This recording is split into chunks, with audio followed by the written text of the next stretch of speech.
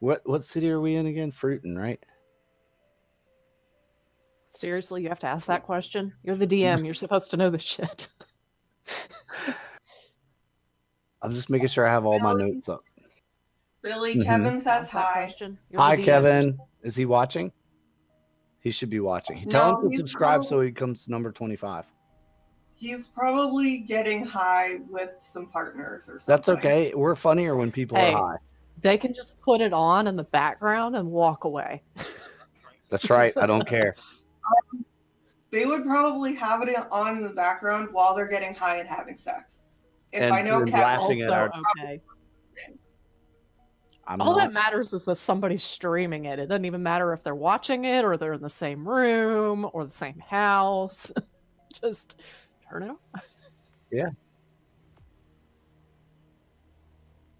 At some point, I've got to go through all of these single-page stories that I've written for each session and put them into a chronological document. So if we ask Kevin to follow the stream, we should probably follow his group stream because Sure. he's playing with it's him, Dirty Lola, Sunny Megatron, and at least one other sex educator that I know of. Sounds good to Yeah, me. that's right. That's right. Cool people doing cool things. Unlike me, uncool person doing lots of uncool things. Oh.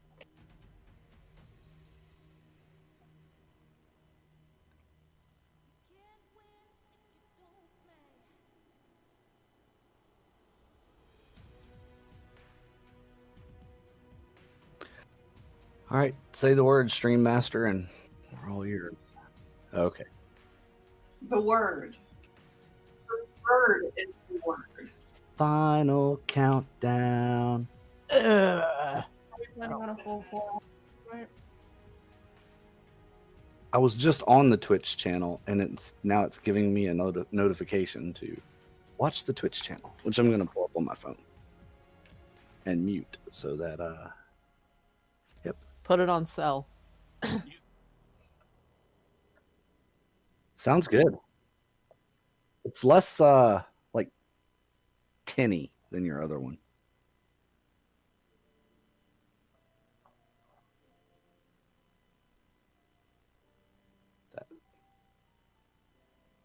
Don't tell Chris. Oh, that's right. Y'all are those kind of people. Weirdo poly people. Ugh.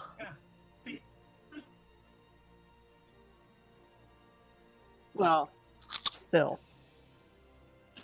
I thought by weirdo you meant people who love each other. That's exactly what I meant. People love each other? That's gross. That is so gross. Where's my Roll20 page? There it is. All right, I added matches to the home screen. And Herman.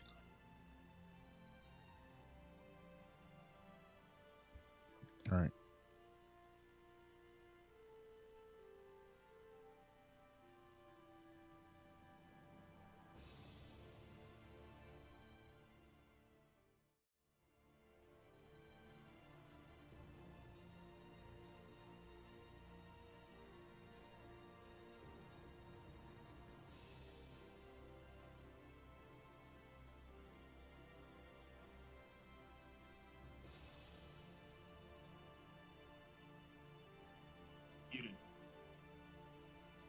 You're not muted to us, for what it's worth.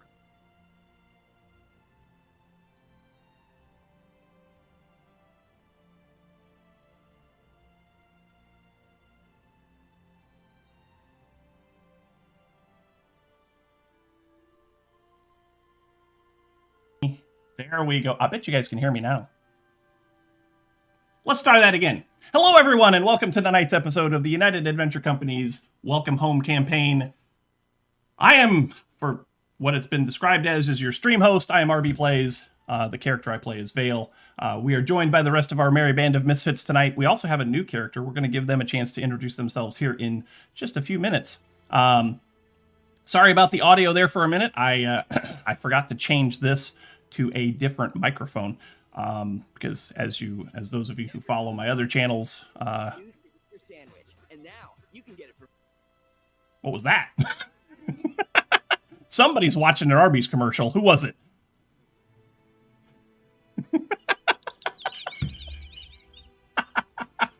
Autoplay is the worst thing ever because I was pulling up our Twitch stream and it was like fast food ad. I love it. I love it. Oh, anyway, thank you all for being here tonight. Hopefully we have a wonderful stream in store for you this evening. I am going to turn it over to our illustrious dungeon master, and he will take it from here. So, Billy, it's all yours. It's all yours. Thank you, RB, and thank you everyone for joining us. I hope everyone's had a chance to catch up on our latest episode that we posted over on the YouTube channel earlier this week, where we introduced the world to Professor... let me make sure I get all this full name correct. Professor Wilberforce Matches, not to be confused with the stray goblin known as Patches. Professor Wilberforce Matches has... taken possession of the abandoned wagon and dogs that were left behind by the party a couple of sessions back, and is now in the city of Fruiton, actually staying in the same tavern, the Shady Lady Tavern and Inn, as our players.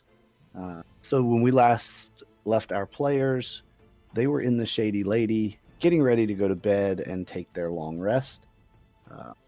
Patches had just finished up a shower, bath, whatever you want to call it, and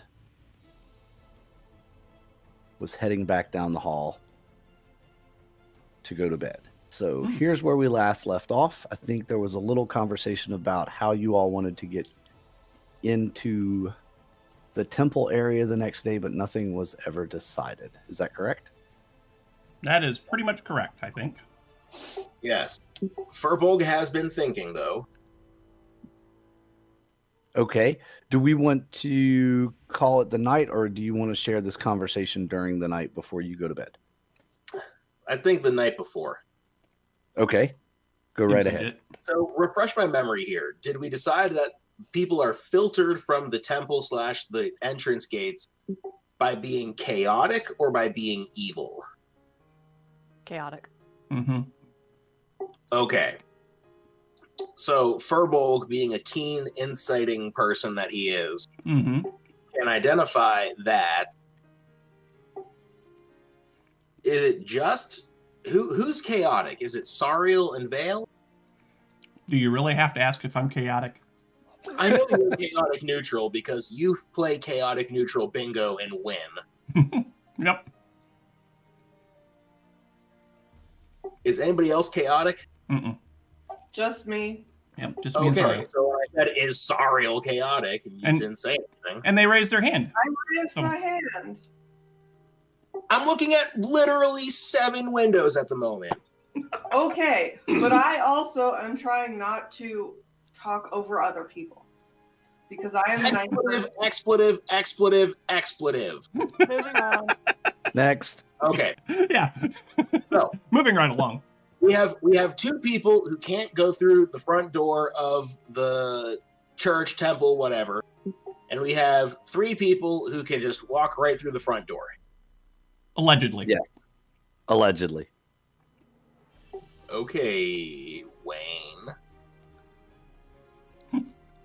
Well then, I think tomorrow we just need to scout out a possible way for our chaotic people to get into the temple, or otherwise we just need to create a distraction so that nobody really cares who's coming and going. What about our new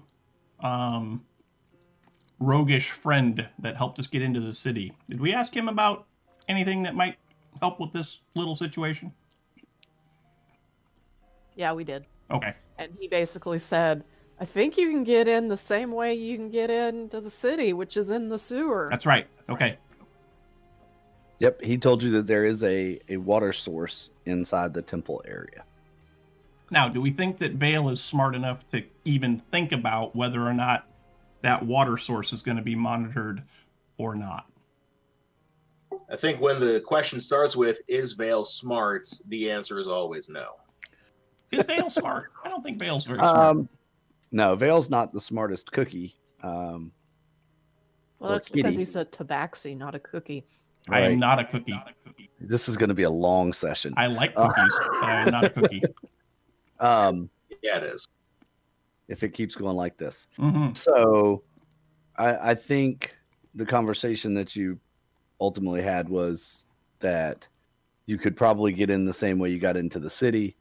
You know that the tunnels that you took from the cistern into the city were not internally monitored, but you do know that there are patrols that roll around the city, and you would only assume that there would be a patrol inside the temple as well. at And I'll least. have you know, Furbolg, I'll have you know that his intelligence is 15.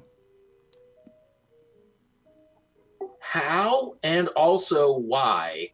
And also, when did you change your character sheet? Because in the first session, we established that nobody had an intelligence greater than 11. My intelligence is That's 15. not true, because mine's a 12. Also, it's been 5 levels since then, and people may have bumped their stats. I So, did bump anywho, Took a intelligence ASI. Fine. Sure, why not? move along. I read a book. Okay. So we either have to have one inside man and 4 people who are coming in from the sewer, or we just try to take the 2 people into the sewers and everybody else inside. What do you think, Sariel? Should we try to go in through the sewers? We could probably ride a fish. I don't think sewers have fish. As entertaining as that sounds, I have fish friends. I can make them help us. can I eat the fish when we're done? No. Well, You believe it is possible?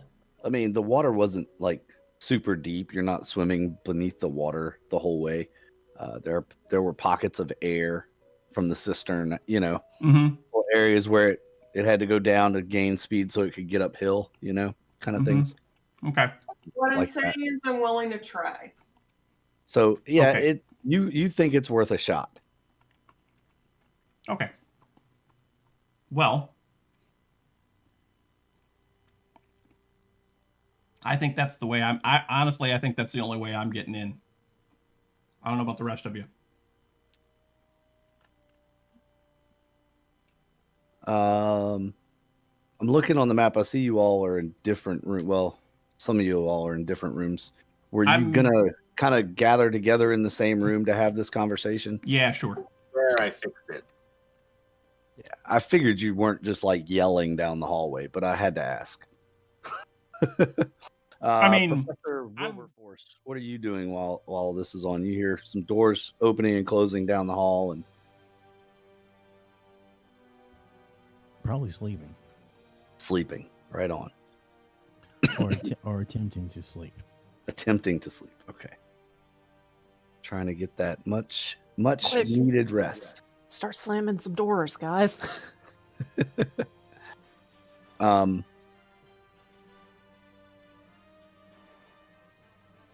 Knocking stuff over. There's a glass of half-filled glass of water on the mantelpiece of the fireplace. You can get up there and just knock it off, right? Okay. But are you aware that you are a tabaxi and not a house cat? And that you don't have to be a house cat?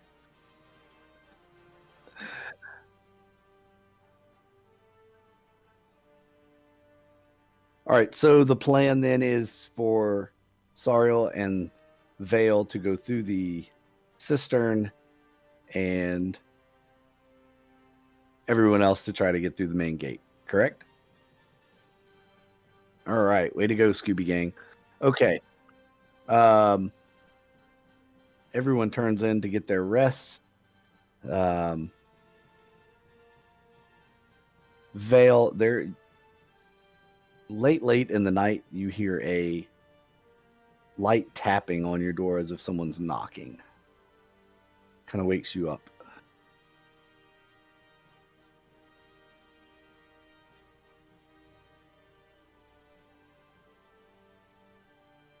Nope, there's nobody else around in your room while you are playing musical beds.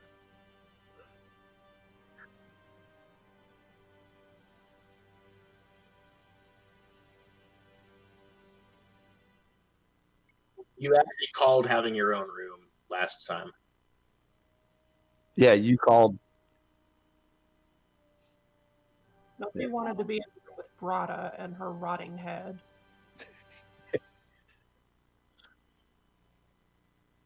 That's right. All right.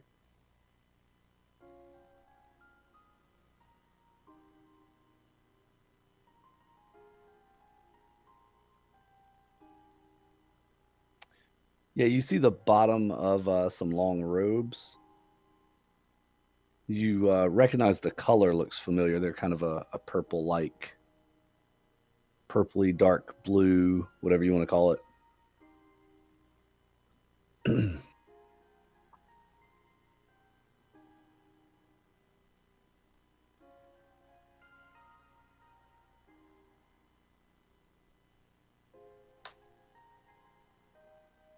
Every scene tonight. Sorry about that.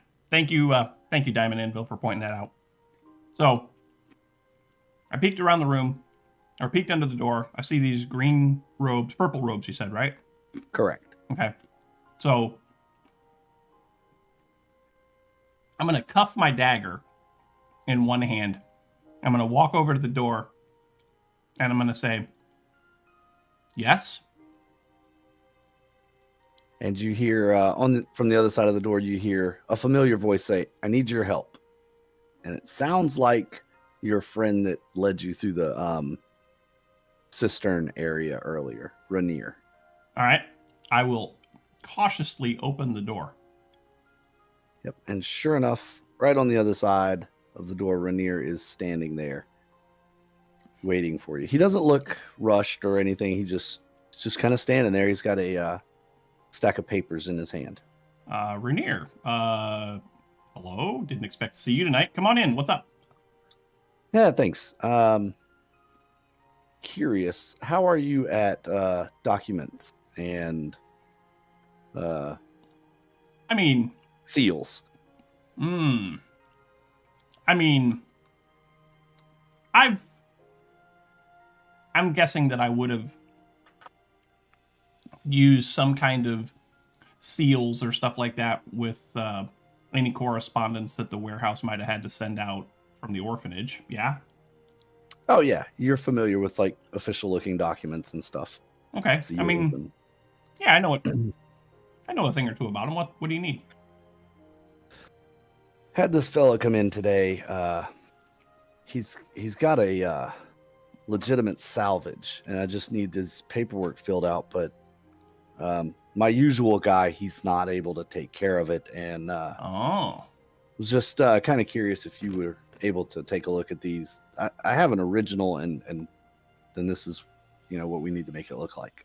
Okay, sure, I'll look at it. What's in it for me? I mean, I'm willing to help, but any danger that I have to fear or repercussions or anything like that? I mean, not if you're good. If nobody can tell, then you're never connected to it. Okay. So, and of course, the guild will pay you for your services. All Standard notary fee.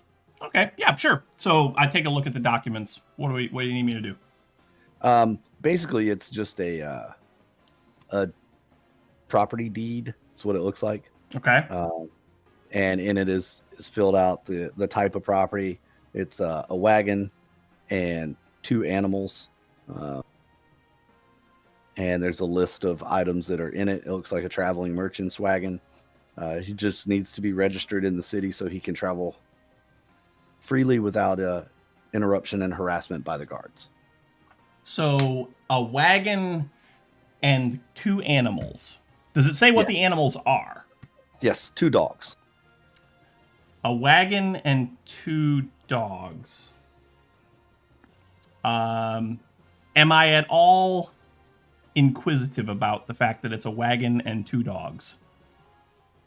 Probably piques your interest, but it's not anything out of the ordinary for someone to travel with a wagon and a couple of dogs. Uh-huh. Okay.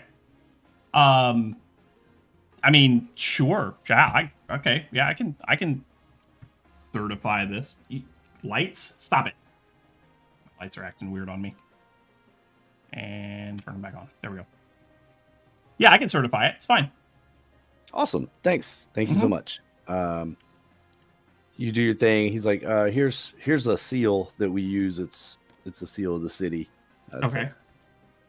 And he pulls a little, like, it's not a typical like wax seal like you're used to using. It's more of a press, and it puts a raised imprint of the seal on the paper, on the parchment.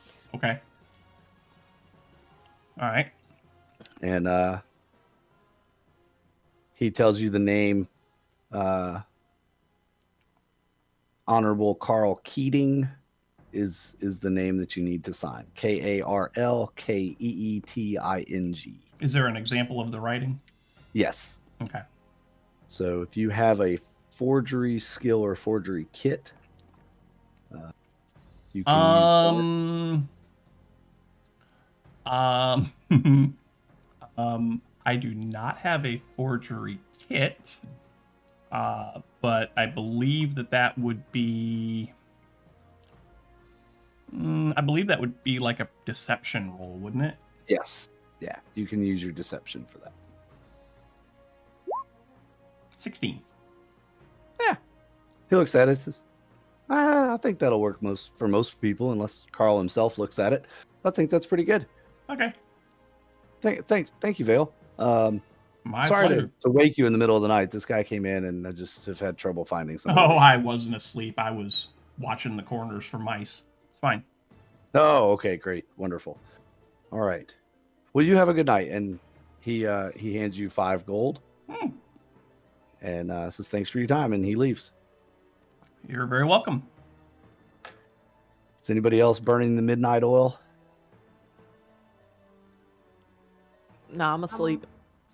I'm up reading the Dex book I got, but that's about it. Okay. All right. Well, if no one else is going to do anything, then we will fast forward the rest of the night. Okay. Doodaloo, doodaloo, doodaloo. It's morning. You all get up. You smell ham and eggs cooking downstairs. The smell of food is wafting up into the upper compartments. Okay. You hear fresh water being poured into the bathtub for the morning baths. Okay. And if you want to head downstairs, you can all head downstairs. Yeah, I'll head downstairs. Sounds good. Sure. Yep. Not to railroad you all or anything into going I downstairs. feel so railroaded. Well, you would. Right? So. Yeah. Well, Matches gets up extremely early to make sure he gets his paperwork taken care of. So Yes. You meet Rainier downstairs before everyone else. He hands you his papers, says, got you all hooked up. You're good to go. It's 8 gold pieces for the service. it's a bit steep, but all right. Well, it was a midnight run, man. Sorry, after hours fees. You know. I'm sure you understand. Not really, but I'll pay. Thank you. If there's anything else we can do for you, just let me know. Mm-hmm. Nope. And I will return inside and speak to Jackson and have some All right. breakfast. Just as Rainier turns to go, you realize he's the person you saw leaving the night before. When you would put the animals away I got you. So, and Jackson. Mental note, shady individual. All right, Jackson's out there and hooking you all up with some breakfast. Good morning, Jackson. How is Good our morning. favorite adventurer this morning? I'm doing excellent. Thank you so much for asking. How is my favorite adventuring party this morning? Vale, why'd you have to get him started? That's too early for this crap. Hello. Definitely too early for this crap. You're too chipper for a cat in the morning. You know, one of my favorite breakfast times that I ever had when I was out adventuring, we were at this little pub on the side of a cliff. It overlooked the You're the welcome, ocean. everyone. And he goes into this story about this place that had the best biscuits that he had ever eaten. And it had to do that he was told that it had to do with the type of water that they used that came, it was salt water that came straight from the ocean. And he goes on and on for probably 10 minutes about these biscuits. Hey, while he is telling his story, I would like to, while he has their attention, if possible, I'd like to kind of get closer to them, like at a table or whatever, so I can eavesdrop on their conversation. I mean, if you want me to make a stealth roll or something, I can. I do want to do it discreetly. They haven't really noticed you or anything, so you could just make it look like you got up from the bar and took your food to go sit at a table. I won't make you make a stealth roll or anything like that. Good. You can just find a table, and probably here's about the closest place to all of them. I didn't see the ping. Oh, right here.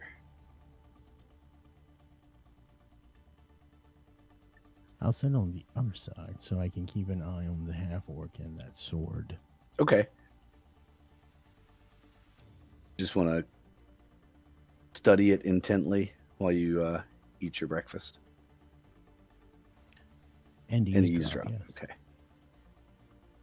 So he wraps up his story and brings you all your breakfast, puts your plates down. He says, "So what are we up to today? Isn't it a wonderful, exciting day? The day of the gift is upon us. What an exciting day." I'll take your word for it. We're gonna see about checking out the party. Oh, it will be some party. I'm surprised we haven't heard commotion in the streets yet. Usually people are jostling for a spot in line by now. Should be pretty interesting. Are you all are going, right? I mean, it's the whole reason you're here. It has to be. Oh yeah. I didn't mean to roll that, sorry. It's okay. No, it still has a abyssal in there, and I keep trying to change it. Let me see if I can change it for you while we're going through this. What's everybody doing? Let's just go down the bar, starting with Clark.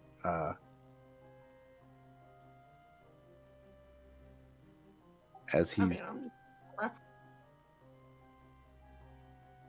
just eating, not really.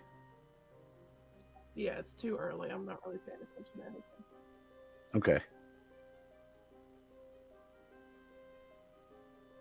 Whoever's next. I'm not looking at the screen at the moment. It looks like Sariel. You, Vale. Oh, it's me. Oh, sorry.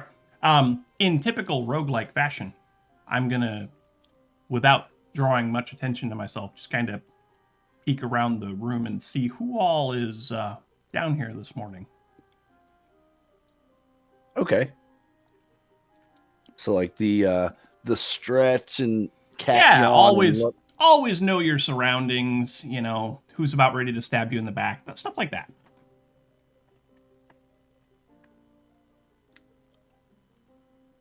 Okay.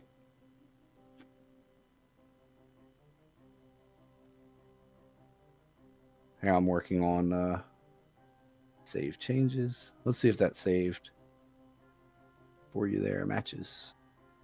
Yes. All right. I don't know why you can't edit it. That doesn't make any sense.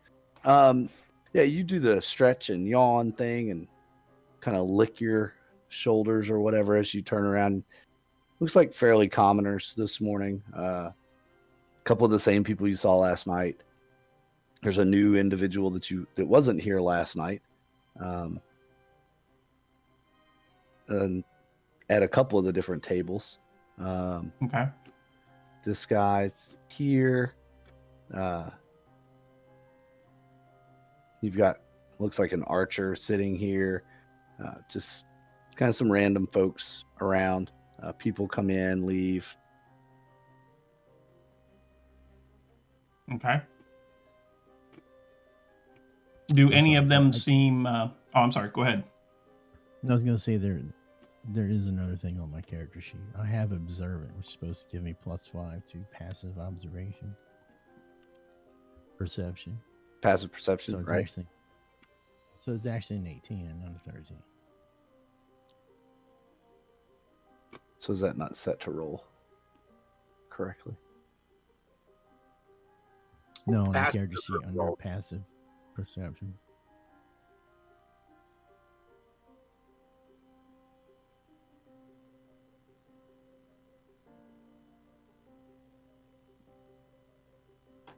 Like under I the see it. skills on the character Yeah, sheet. yeah, yeah. Yeah, I see it. Okay. We will. I just bring it up because that's pretty significant. So Yeah, it is. That is significant. You want me to Alright. edit that real fast? sorry. I think did you get it edited? Or do I need to? Well, we could take care of it later. I just want to make Okay. sure you know. Yeah. I'm there now.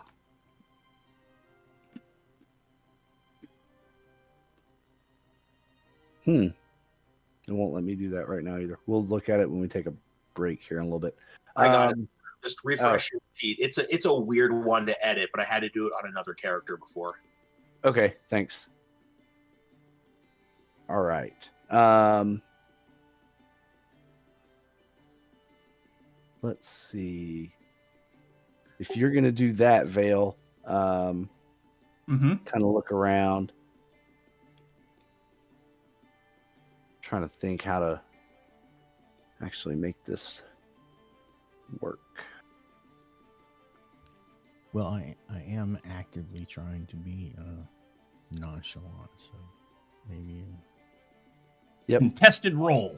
That's what I'm thinking. We're gonna do a perception versus a stealth. All right. So we'll get Professor to roll the stealth, and we'll get Vale to roll the perception. I love it.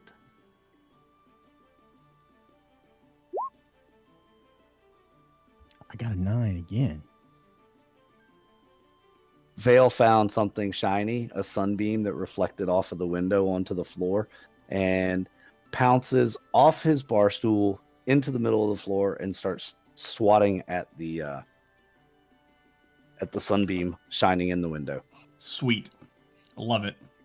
I look over at Sariel and I'm like, what in the hell has he gotten into? He's a cat. He does stupid things all the time. Furbolg gave him some catnip.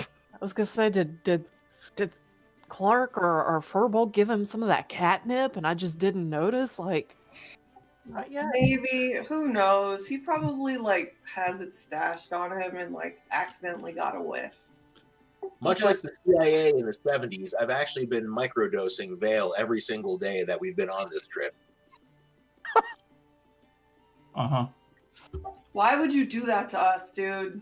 That's not real. I just decided to say it, make a CIA joke. I think it would be great, but so Professor, you see the Tabaxi jump off his stool and just go all full on cat, swatting at this sunbeam. And everyone else in the party's like, there he goes again, as if this is somewhat normal, but not at breakfast time. Well, I can't hide not seeing that, so I'll look at it inquisitively and probably with a look of disdain on my face. Ugh. you and everybody else in this bar. I do have a question. Clark. Does Clark look? I know it's out of character information. I know that Clark is a samurai, but as far as my character, does Clark look like a samurai, like katana and Karuto Oh, you know what? armor? That's probably what we should have done. Since you're actively like inspecting them, why don't we go down the line too and give a character description for the professor here. All right. Who's going first? Let's go straight down the. Yeah, we could just start with Clark again and go straight down the line. Yeah, I do kind of have samurai-esque armor on, just light enough so I can still be able to fly with it, and I do have a naginata, like a short katana, basically. But I mainly use a bow to fight. That's cool. I was just wondering if I could visually recognize you as a samurai.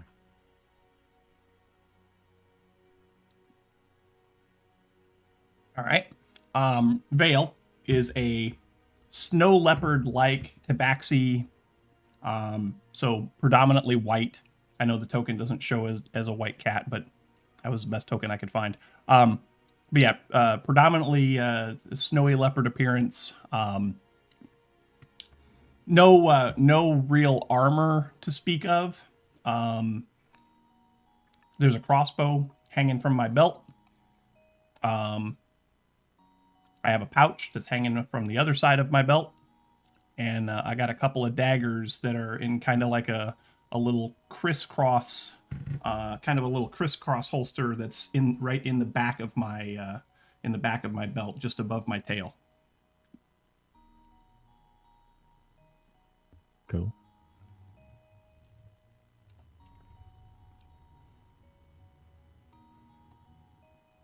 I think next is Furbolg. Furbolg. I suppose so. Furbolg. So you obviously can tell that Furbolg is like 7 feet tall. Very much stands out in a crowd for that sense. Blue-skinned, leathery armors types things. Nothing too crazy. And I know he's a bit shaggy in the hair. I think I also have a beard. Gotcha. Sariel is the epitome of a bratty teenage girl with blue skin, green hair. I'm a half elf. All right. One correction, I have a goatee, not a beard. Mm-hmm. Gotcha. Brata is about 6'3", not as muscular as most half orcs, but still pretty muscular. And the first thing you notice if you look at her is the number of weapons that she is carrying. She has 4 weapons on her, including the Githyanki sword, which is prominently attached to her back. And also you'll notice that she kind of smells like rotting flesh. Red eyes and black hair. Interesting. Where do you have that skull? Is it just hanging on your belt, or do you have it in the pack? It's stuffed in my backpack. Okay. Also, just a point of inquiry. That's been, 4 days since I took this head? Yes. This is day 4. Okay. About how long do we think it's going to take? I mean, I've been actively, trying to process it. So I don't know how long we're going to say that it still is a head as opposed to just a skull. Probably one more day. Okay. So after 5 days of actively processing it, cleaning it, etc., you will All right. have a skull it's mostly skull now. You have just like the little bits that are in the holes of the skull to clean out, ear holes, eye holes, nose holes, where flesh has kind of gotten hard to get. Okay. Yeah, so that's what you would notice about Brata. So, yep, that's about where you're at, Vale. You saw everybody over your left shoulder. You turn around and caught the sunbeam, and Yep. done. Yep. So I'll do that for a couple of minutes until I get tired of it, and then I'll go back and finish my breakfast. Yep, you realize you can't catch it, so But out of the corner of my eye, I'm going to keep watching it.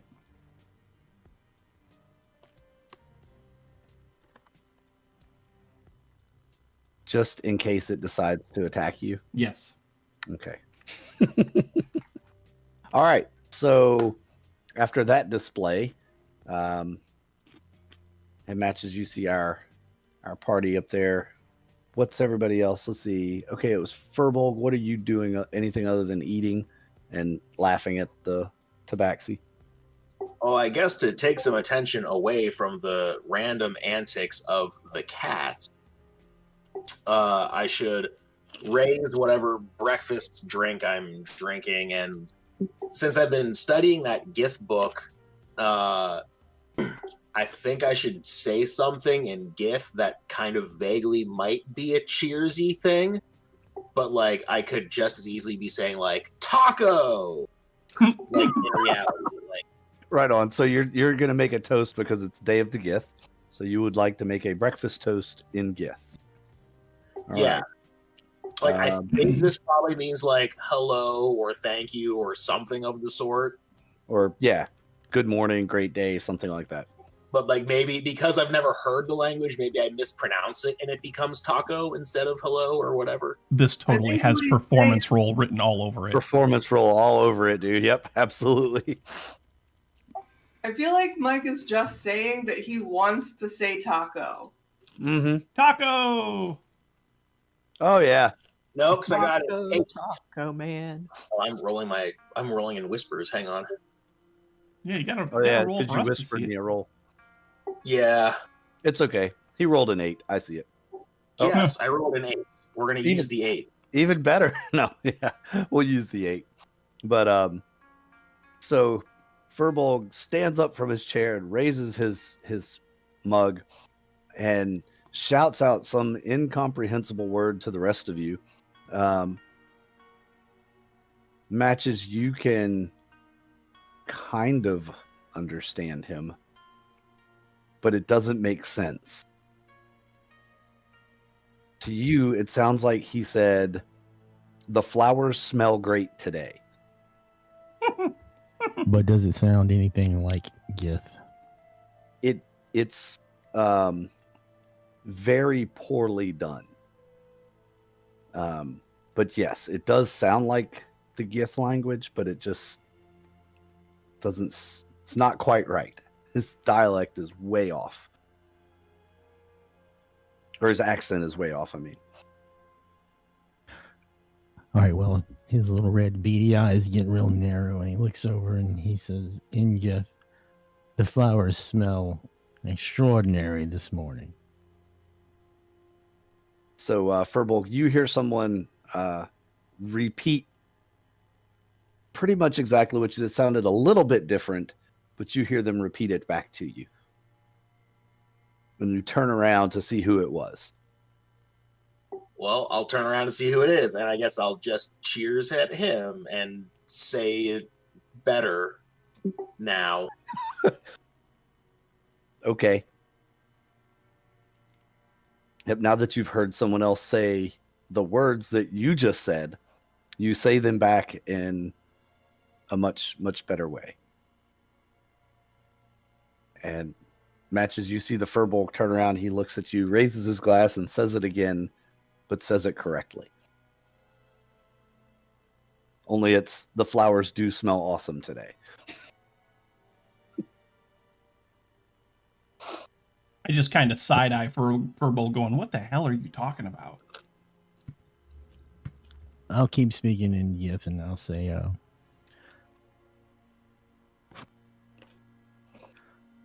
kindred spirit. Where did you learn the language? At this point, I'll probably just say back something entirely incomprehensible because I'm not conversational in this language. Right. So yeah, he just says a bunch of words, and it's immediately clear to you he's not fluent in the language. You know what? I think what I'd actually say back would be in Sylvan. Oh, okay. So say it back in Sylvan then. So you respond to what you think he said, which I think you would probably assume that he said, "And have a great day" or something along those lines. So you respond back in Sylvan. Yeah, that sounds like a good idea to me. Okay, well, I'll continue to look at him and smile like a, well, isn't that nice kind of smile. Right. And then this seems like a good idea a good way to break the ice, so I will take this moment and I'll say, I couldn't help but notice your half-orc friend's sword. Are you speaking in common now or And I'll say it in gift. in GIF?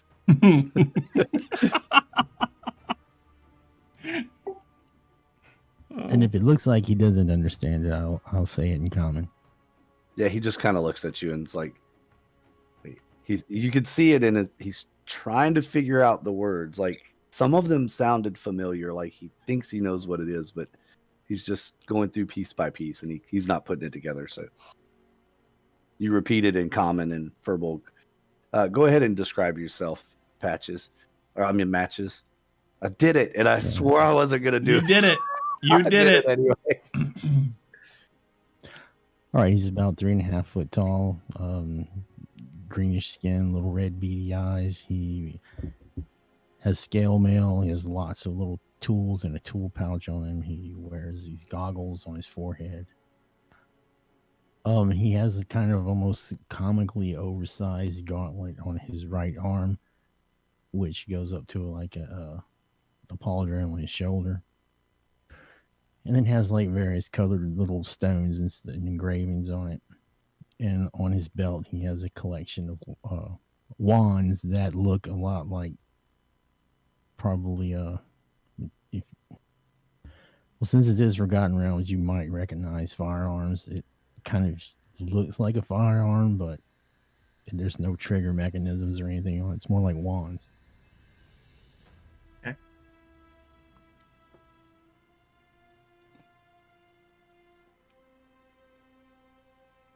And when I said that this time in common, I don't want to be impolite, so I will look towards Rata as to include her into the conversation. I wasn't paying any attention at all. That's okay. I'll say, it's very hard to miss my companion.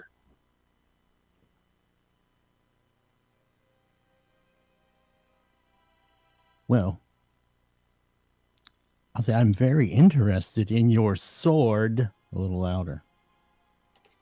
So I'll look up from my ale and I'll turn around and I'll look at him. And I'll say, which of my swords are you interested in, little man? The special one.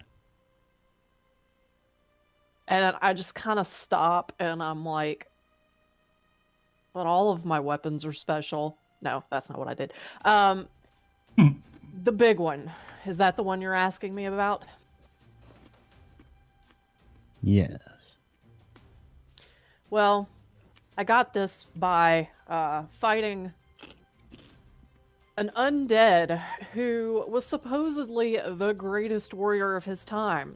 But clearly, I was greater. So, it's mine fair and square now, and it's a trophy. It's my trophy. Would you be willing to sell your trophy? No. Gold? Like real No. gold? No, not interested. I This is hear a battle trophy. I hear gold in my ears immediately perk up.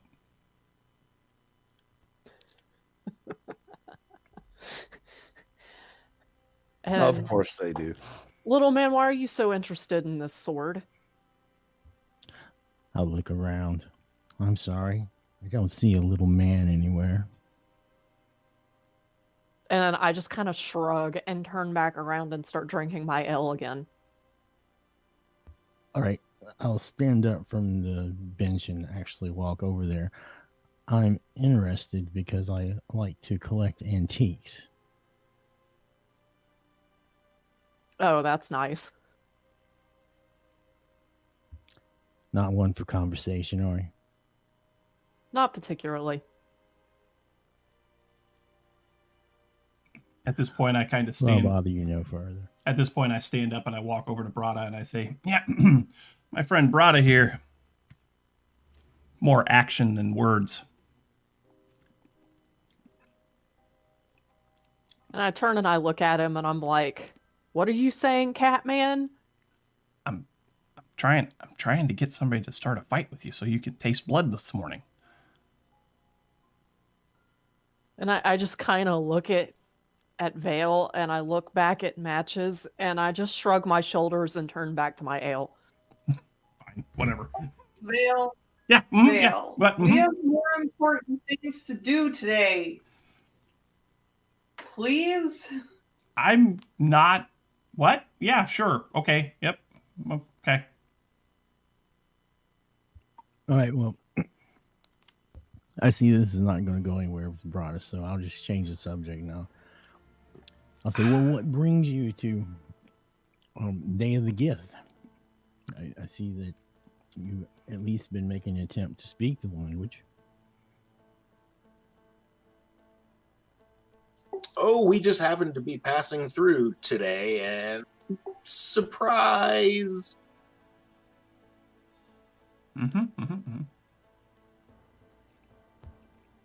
All right, well, You, then perhaps we'll run into each other again. perhaps. Perhaps we will. Perhaps indeed. And I'll return to my table. Still greedily eyeballing that sword. Uh-huh. Yep, and you all watch him go back to his table, and he sits down. See him watching Brata. You can see the wheels turning in his head, trying to think about how he could get that sword.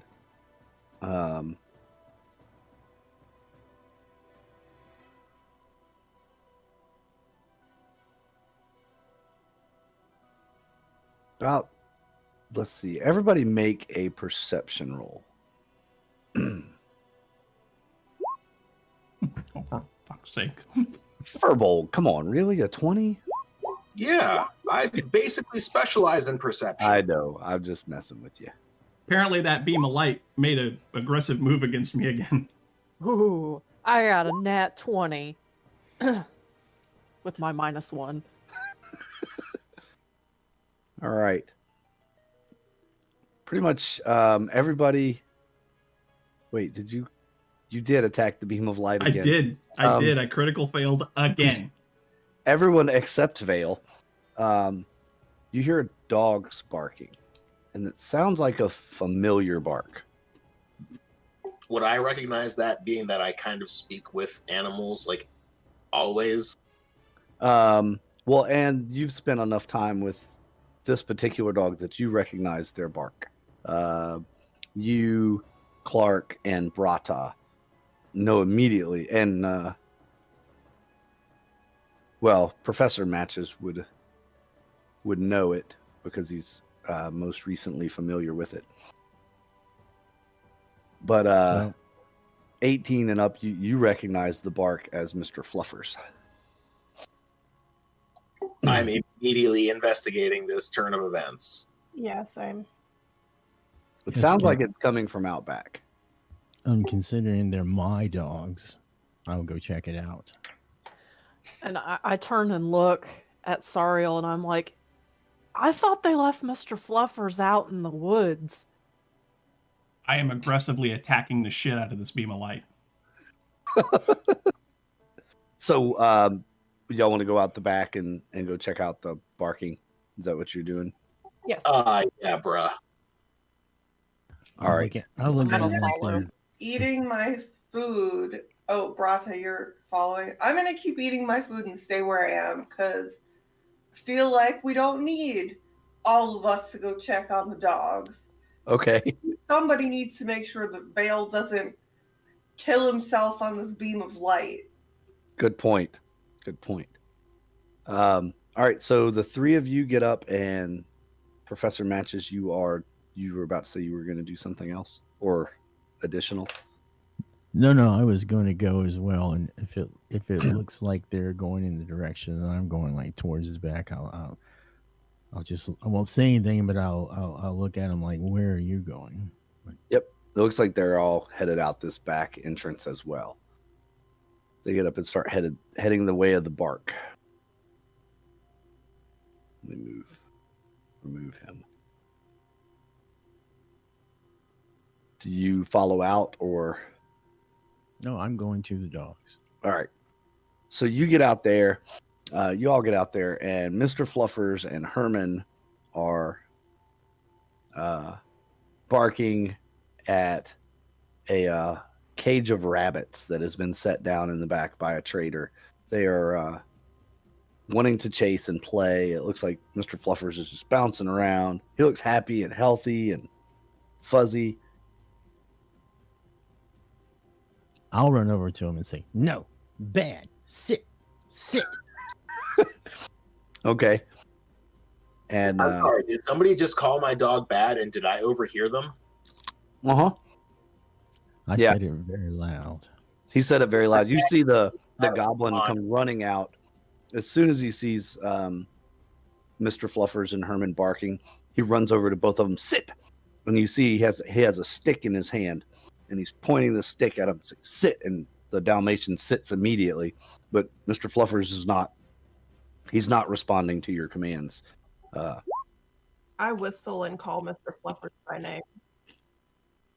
I'm casting heat metal on the very metal person waving a stick at my dog.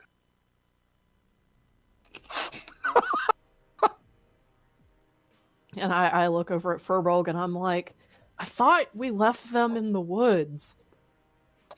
When did We you bring did. the dogs back? We didn't. Then why are they here? I don't know. Let's ask this suddenly hot goblin. Hot goblin. Wow. That sounds Go ahead and do you have any resistances there, Professor Matches? No. All right. So go ahead and you're rolling it at full, right? Yeah. So go ahead and roll your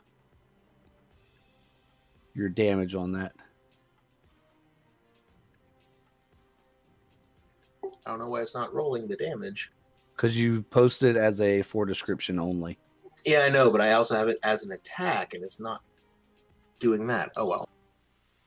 Oh, is there a saving throw for it? Yeah. DC 16. DC 16. All right, I guess. Yeah, Con. it's a Constitution saving throw to see if you drop the object or otherwise. Strip naked. Ooh. So no. And that's 13 fire damage because I rolled well.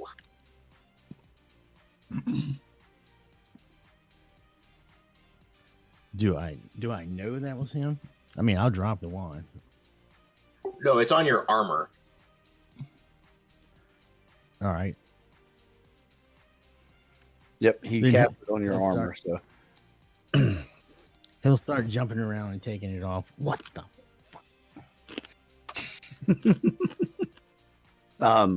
Clark, you call Mr. Fluffers, and he comes running over. He's so excited to see you. He's so happy.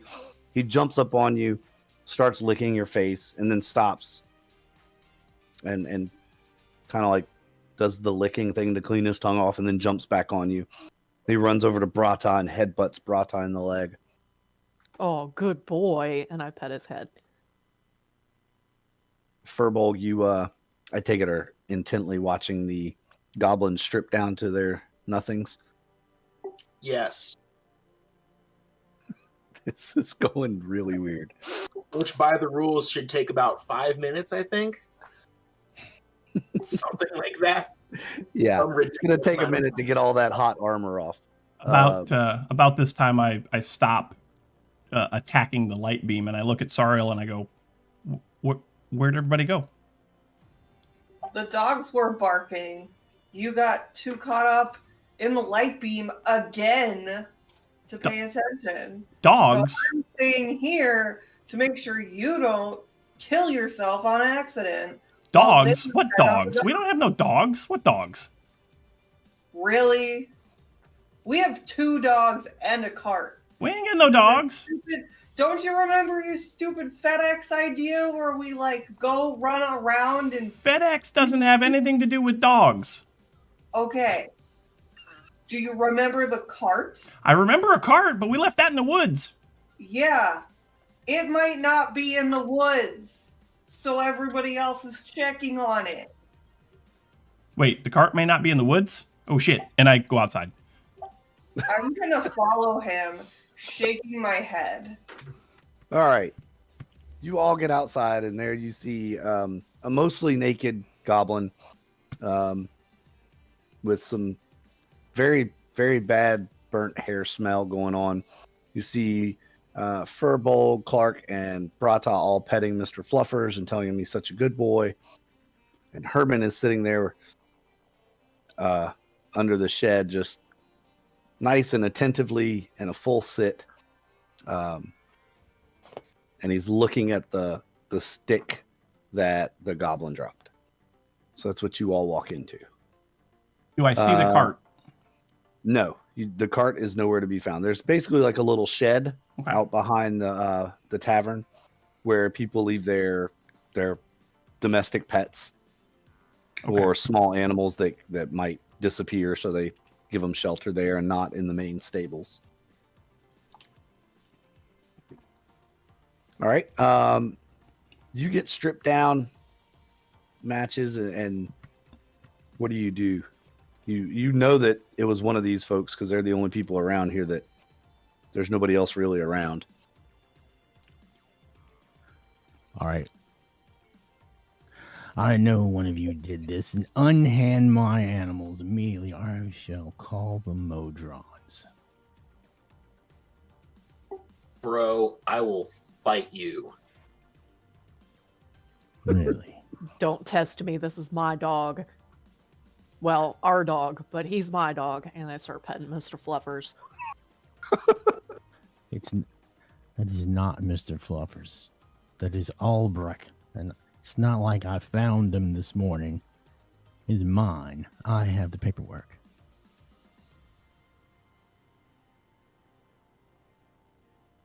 There's about to be some fighting going on here. Furbolg's about to lose all the shit he's ever had in his entire life. Like 16 years worth of Furbolg shit. So big shits is about to be lost here. Do you pull out the papers out of your tool pouch, reach down in Yeah, your armor and pull out the paperwork? And sure enough, he pulls out the paperwork. Vale, you recognize it as he holds it up. See, I have the papers, and it is definitely registration paperwork for 2 dogs and a wagon that are registered to one Professor Wilbur, whatever. It's Wilberforce matches. Wilberforce matches, yes. Professor Wilberforce matches. It describes the dogs. It describes the cart as much as it can describe a dog in a cart. Basically, 2 canine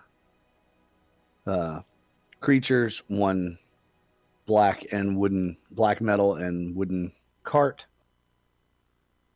into the city on yesterday's date and registered to 1 Professor Wilberforce matches. And it says for trading and transportation.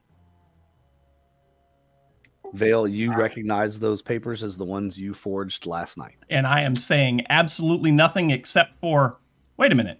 You have papers for these dogs and a cart? That's my cart. I see no cart around here. There's a cart on this paper, and those dogs were with the cart. Where's the cart?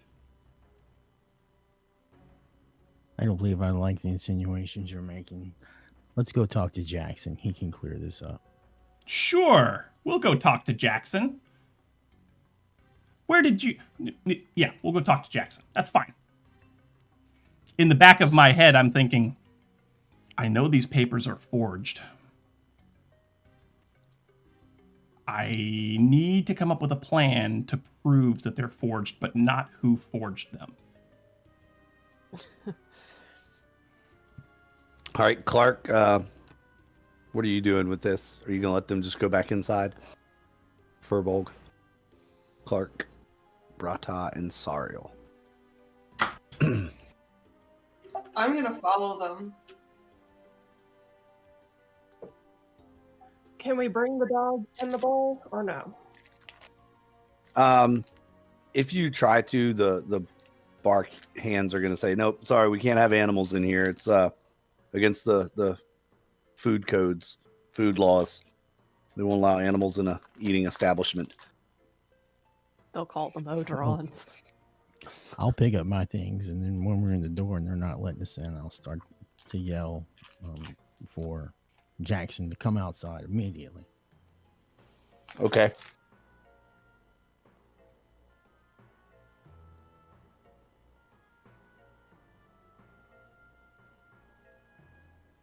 Jackson comes out. What is all the ruckus? What is going on? You all are more rambunctious than a herd of kinder looking after a fork display. You need to explain to sounds these people traumatic. who owns these animals. Well, whoever has the paperwork owns the property. That's how it works.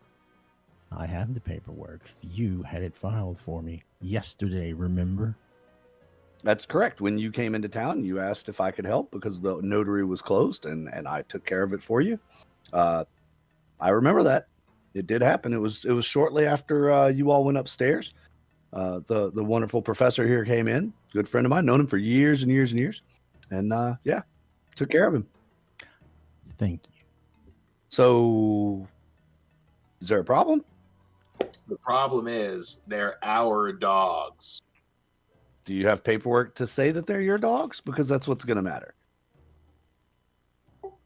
No, because I don't have a piece of paper to prove that I own every single piece of clothing that I own, or pencil that I have, or stick that I pick up from the forest. It's my dog. And in the back of Vale's head, I'm thinking, wow, he's getting bent out of shape about a freaking dog, and they criticize me for the decisions that I make. Haha.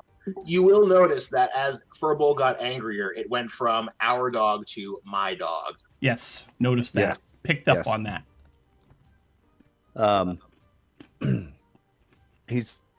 Jackson says, well, it sounds like there is a dispute. Probably going to have to get this settled by the courts. Anytime there's a property dispute, that it has to go before the magistrate. If you can prove that you had possession of the dog and that the dog is yours, then they'll have to see what happened to the professor's paperwork here and why it's not, if it's incorrect, how it became that way, which of course I would have no doings in violating any of the rules around here. Everything's on the up and up, I can assure you. Mm-hmm. I was just a messenger to a go-between. That was it. I had nothing to do with this. We don't need to go anywhere. I will prove this to you right now. And because I can speak with animals naturally, and because I have advantage on charisma checks made against animals, I will call Mr. Fluffers and Herman to attention to sit at either of my sides. All right. And then I'm going to run them through essentially like a dressage routine like where they like prance with like perfectly opposing feet and like, you know, turn and like execute a perfect routine together.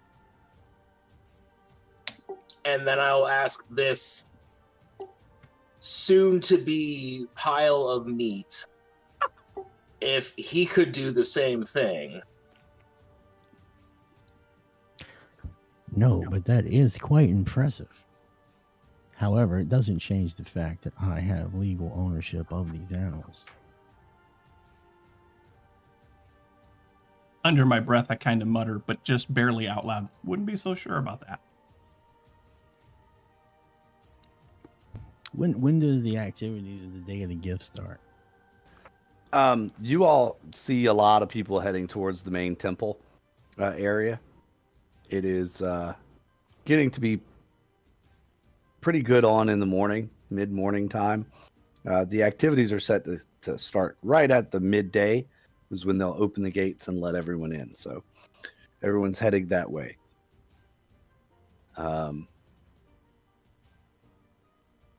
The Jackson Conway is like, that's a very impressive trick. I've seen a lot of people be able to tell animals what to do, and animals are pretty dumb and just listen and do what they're told most of the time. So, but that's a really good ability. Too bad I'm not a magistrate. I may award them to you, but I'm not the magistrate. So, unfortunately, there's nothing I can do to help you there. Sorry. I kind of go ahead. If a crowd is building for the Day of the Gift stuff, then I don't necessarily have time to get involved with these idiots. So I'll say, if these are your dogs, then how did I come in possession of them? Are you the ones that left them abandoned outside in the wilderness? You mean left them with multiple days of food and water in a safe environment?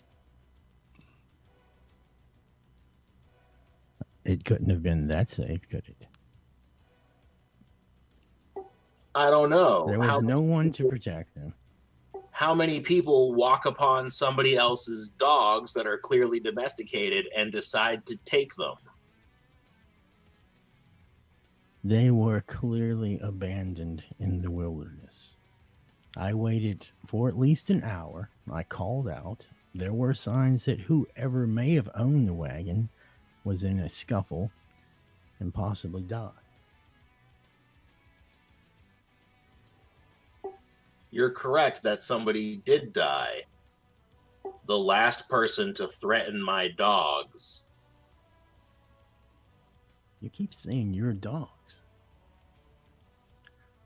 Look, I actually don't have time for this. Getting these creatures registered cost me 8 gold. You return my 8 gold and you can have these wretched creatures. Man, we are about to have the shortest lived PC in history of D&D. I don't know about that. Really quick in my head, I'm doing some math. I said, they charged him 8 gold. I got paid 5. I did pretty good.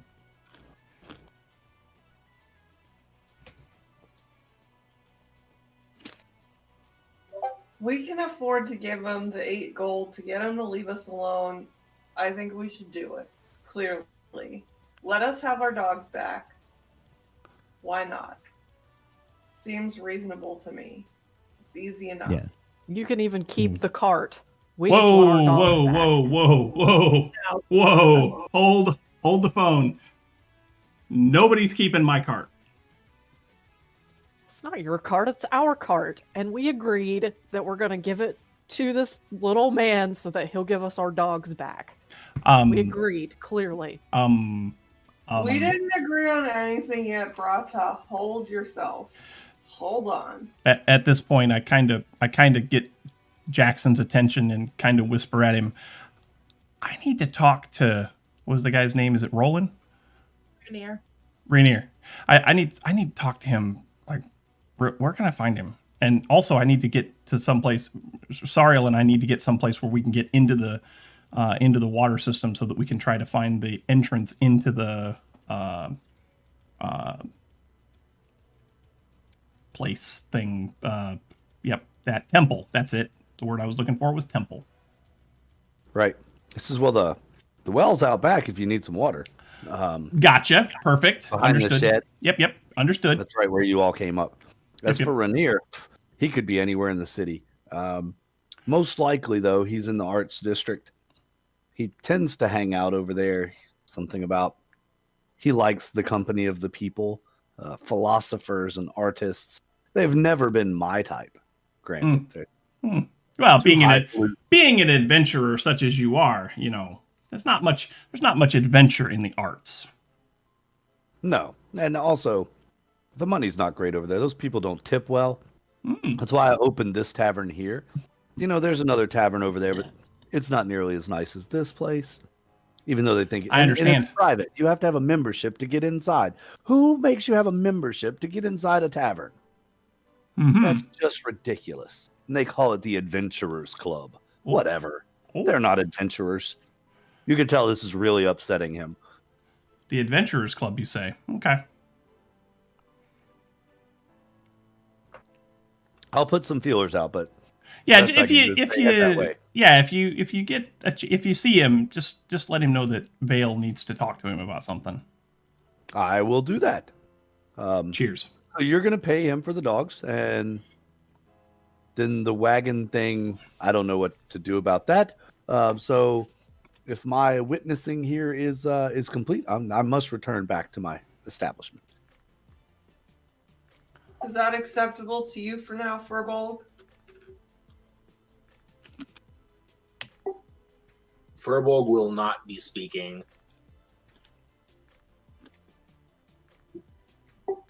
His looks could kill at the very least a very small Flower. flower. Yeah. In fact, he looks at some blades of grass and they wilt a little bit. Ooh. Fancy. Clark, what do you think? I don't want to pay this guy until we get his paperwork changed. I don't trust this little person. That's fair. Do you have a better idea? I mean, there's no possible way that this stuff belonged to him.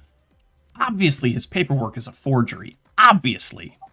Do you know that for a fact? It has to be. I mean, we know that those are, we know that those are you guys' dogs. I don't want the dogs, but we know that those are you guys' dogs. We can only assume that the cart was the one that we acquired also. The paperwork has to be a fake. It has to be. Can I make an insight check to see if I know that Vale is up to something as per usual? Yes, absolutely. I'm too mad to even be thinking that right now. 14. Nope. Yep. Nope. If you want to take another look at the paperwork, Vale, you can. I'll give you a chance to use your deception again to show your party how you can point out to the rest of the party, the flaws in the forgery. But how would Vale know that, having never seen any paperwork from anybody in this town before? That's why it's called a deception roll. Against your own deception of the forgery, your DC is going to be your own deception, which was a roll of 16. Okay. So you're going to have to explain to them how you know it's a forgery, just hands down. If you can convince them, then maybe they'll join your argument.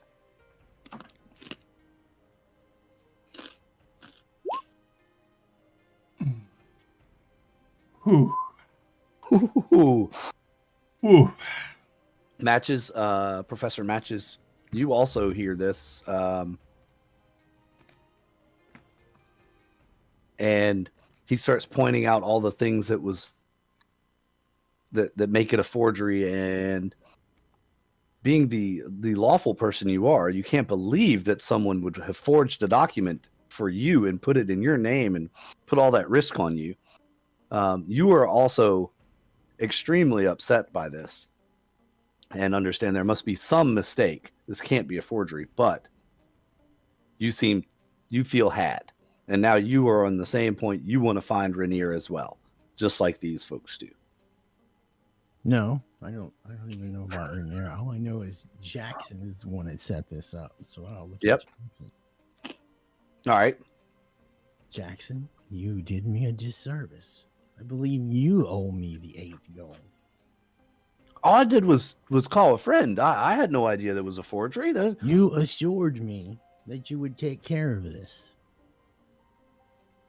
Give me my 8 gold immediately. I don't want any trouble, guys. I don't want any trouble. I just want everybody to get along and have a good day. It's Day of the Gith. It's just 8 gold. It's not a big deal here. He hands you the 8 gold. It's not a problem. I'll straighten this out with Rainier, and we'll make sure we get your paperwork straightened up the right way. I can't believe he did this to me. I'm gonna have to have a word with him. He says, and he pays you your 8 gold. Shame on you, Jackson. And I thought they made statues of you. If only they knew. They do. I'm telling you, I'm an honorable businessman. That's why I'm making good on this. This was not right. Rainier did you wrong. Seems to me an honorable businessman would have given me a little bit of extra for my trouble. But I'll take the 8 gold. And I believe our business is concluded here.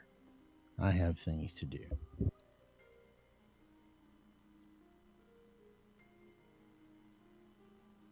All right. Statues indeed.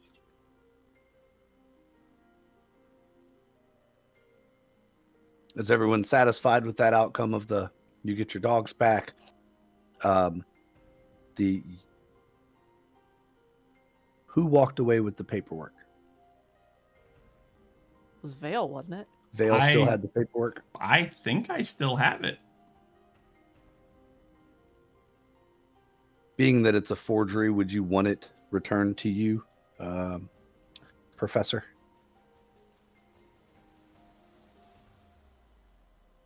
I'm sorry, what? Knowing now that the paperwork is all a forgery and basically it wouldn't mount to a hill of beans, do you still want to keep it? Do you ask Vale for it back? No, he can have it. Okay. So Vale, you hang on to the forgery and assure everyone that you'll destroy it so that Absolutely. this kind of thing can't happen again. Absolutely. All right. You hear a lot of singing and chanting coming from the streets as more and more people are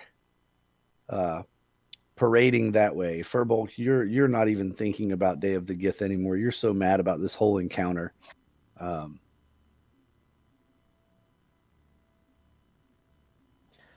gonna pick up Mr. Fluffers and I'm gonna cuddle him a little bit, and then I'm gonna hold him out to Firbolg and be like, "Here's your dog. Stop being mad." Well, I suppose that Mr. Fluffers is probably going to be very fluffy and friendly. So Yes. I imagine it would be hard to stay mad at that then. I'll look at But I am Firbolg. going to whisper into his ear, if anybody ever tries to take you again, I will kill everybody they've ever talked to. Wow. He just gives you a little like whimper when you say the word kill. I'm gonna go over to Herman and pet him and check on him. All right.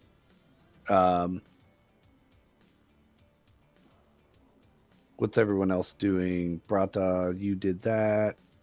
Firbolg is snuggling now. You're petting Herman. Vale's packing. Excuse me. Vale's packing away the paperwork. Mm-hmm. Clark, what are you doing? I want to talk to Jackson about getting legitimate paperwork on the dogs so this doesn't happen again. Oh, he says, yeah, just head down to the business district. They'll register them right up for you. Not a problem. They'll give you ownership. You just have to tell them how you came about possession and, make sure it was a legitimate salvage and they'll sign you right up. Not a problem.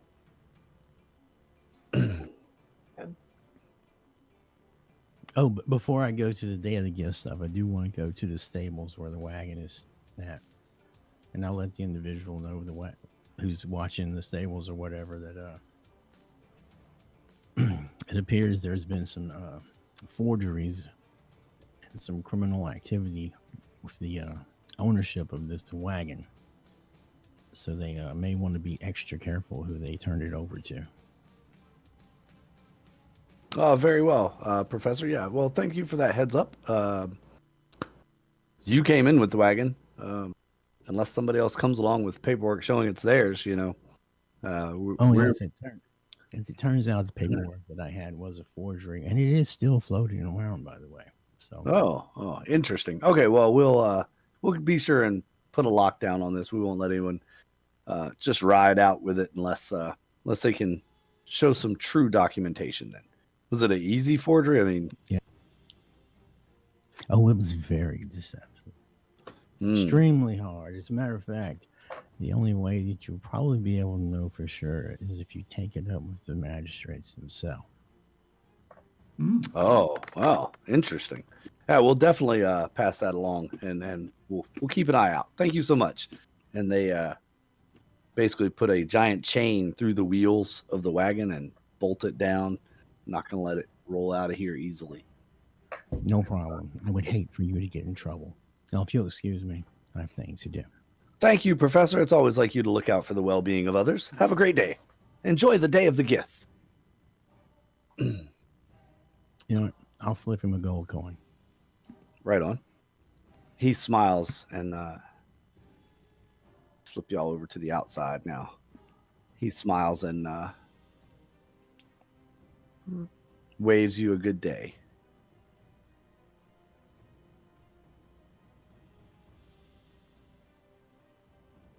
Huh. Those don't have... Which dog was I just on? Okay, that's Herman. For whatever reason, they're not set on this map. All right. What's the next thing on the agenda? You all going to head down towards the temple area, or... Sorry, I'm multitasking here.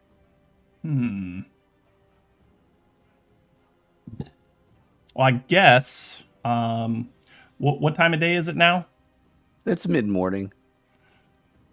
It's probably going to take us a while to get through the water system to find the entrance to the temple. So we might want to head that way, Sariel. Yeah, let's go do that. Before we break up, did we have an actual goal for what we're trying to accomplish by breaking into the temple / being in the temple? My goal is always to kill OSG. Yeah, I thought the implied goal was to get information about the OSG, but Brata's right there with the veil. Let's kill some of them. All right, body count, got it. I'm in. And of course, your overarching mission from the orphanage is to learn as much as you can about the Order of the Sacred Grove and report back. Oh yeah, of course that. And as always, kill Hitzler. Yes, as always. I don't think he's in this world. To quote Danger 5. Right on. So you all, Sariel and Vale, you head out, find the well. And wow, it's not letting me There we go. Okay. Making sure all the dogs are right. And there are a few people around, but they get their water and head on about their day. Okay. Once the coast is clear, jump in the well. I am also going with Vale. All right. So you all jump in. It's not a real fall. A real far fall. There, I can talk today, y'all. Yay. Not real fall. I'm not even going to try to say it again. You get down to the bottom and land in a big splash. There is a pool here where basically it opens up into a hole so that people can pull the water up from the bucket. Mm-hmm. And I guess the rest of you are going to head towards the temple area down this way. Or did you want to go to the arts district to find the notary and magistrate? I think we should do that first. Clark and I have been having a little sidebar, and I think we need to give time for Sariel and Vale to get into position. Sorry. Take them away a while to get through the sewer. Sorry. But yes, we can avoid Furbolg having his own personal mass murder-thon while they figure out where they're going.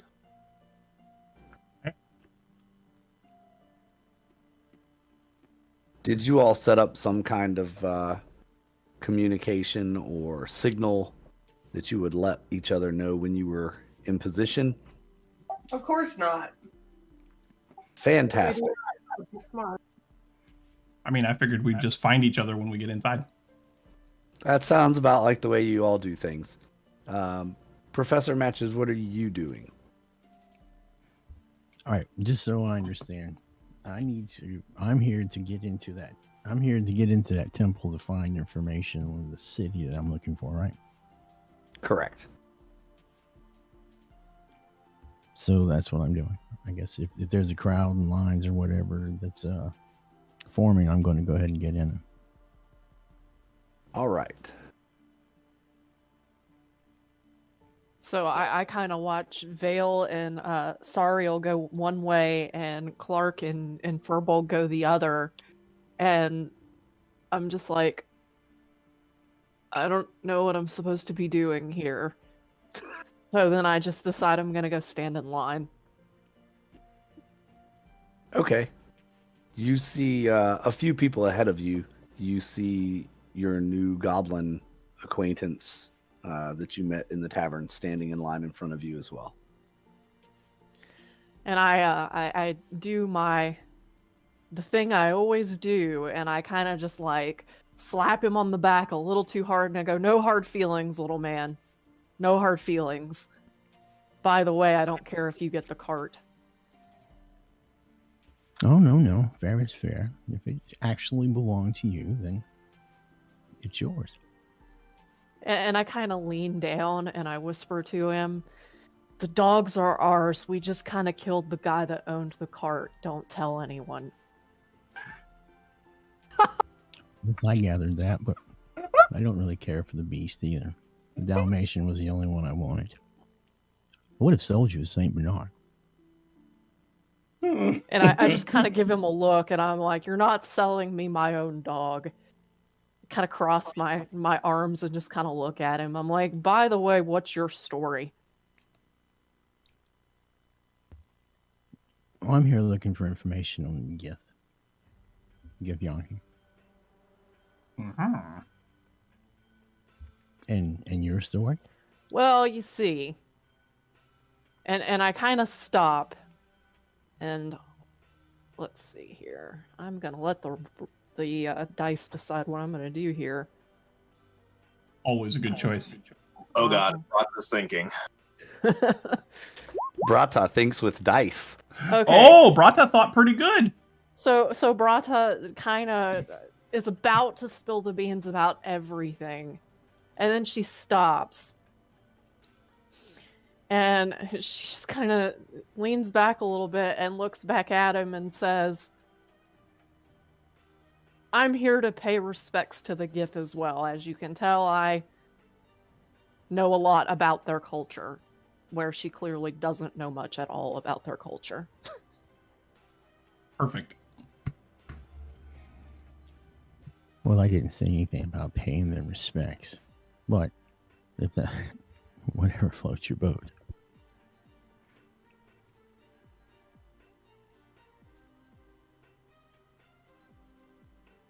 So what do, you and your companions?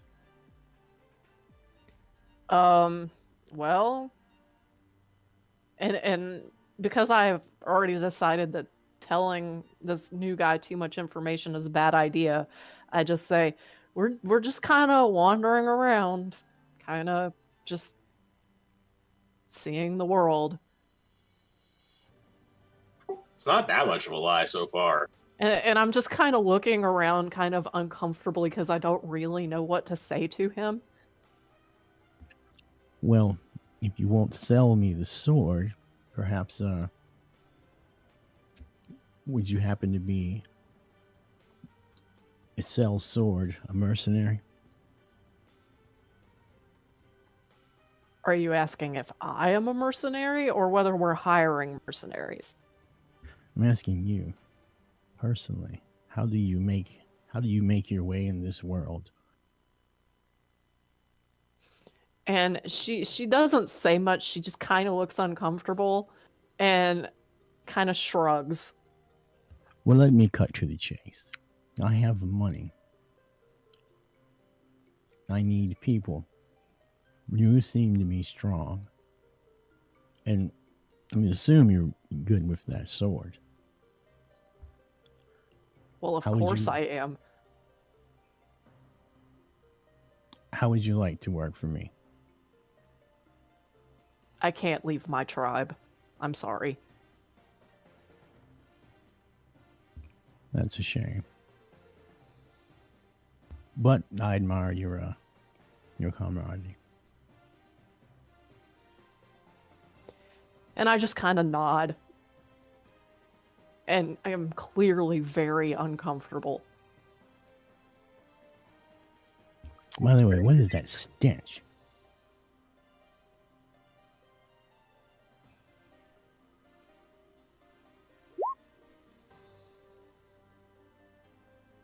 I just kind of look uncomfortable some more and kind of move my pack from one shoulder to the other. I don't know what you're talking about. What are you having there? Rotten meat? And once again, looking uncomfortable, and I look at him and I go, and I lean in a little too close and I go, I have no idea what you're talking about, and just kind of stand back upright. Well, let me help you. And I'll mess around with some of the little colored stones on the gauntlet, and some little floaty spheres things come out and spray and make your pack smell like a spring day. And I'm doing that with prestidigitation. And I kind of smell the pack, and I'm like, I look confused for a second, and then I look at him and I go, did you do some more of that magic stuff? Well, yes, if not for your benefit, for mine. Fair enough. Now, there's no need for us to be enemies. How about we hang out and we can get better acquainted inside? Sure, that sounds good. Good. And inside my head, the wheels are turning.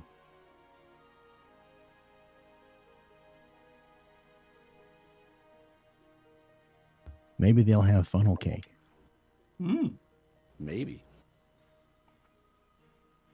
All right. So you all are just a few people away. You see the process. There's the Fey creatures, the Red Lantern, and the Green Lantern. And so far, it's just they're just waving everybody in. And you notice it a couple of times the lantern goes red and they pull somebody to the side after they're already inside. And then A couple of minutes goes by and you see them walk on through. And they're pretty much allowing everyone in. Let's jump over to Clark and Furbolg at the magistrate. So you all make your way down. There's a very large wooden building. You pass this structure that's under construction. You remember Jackson telling you they were constructing a new amphitheater and art house. This would appear to be that. There's a very nice fountain here. Everything in this area of the city looks really nice. The streets are very clean. The houses are bigger here. They have more space between them. Obviously, this is a little more affluent area of town. And there is a sign outside this building that says magistrate, notary, government services kind of building.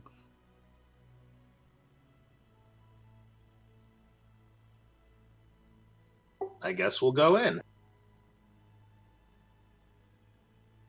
All right, you go in and there's a nice receptionist behind the desk there, and they say, looks to be probably a gnome, and it looks up and says, can I help you? Somebody tried to claim our dogs as their own, and I want that to never happen again. Well, that sounds like a job for the magistrate, as the courts are closed today. But if you'd like to fill out this paperwork, we can get you processed tomorrow after the excitement around here's gone down. Some big holiday, We're just passing through. All we want is some way to stop people from stealing our dogs. Do you have the names of the dogs? Yes. The breeds of the dogs? Yes. He goes through, colors, gender of the dog, the whole 9 yards. One question at a time. It's obviously very DMV-esque. And he takes out a form. He starts checking little boxes. And he says, okay, we just need your seal here, and I will notarize this myself because I am a notary. And this should be proof enough for what you're asking for. If you don't want to take anyone to court about it, then there's no need to see the magistrate. The offending parties have already been chastised. And I say that slow and sort of looking off into the middle distance. Okay. And he just looks at you kind of oddly. And okay, the fee is 4 gold pieces, please. Mm-hmm. I suppose I can pay that.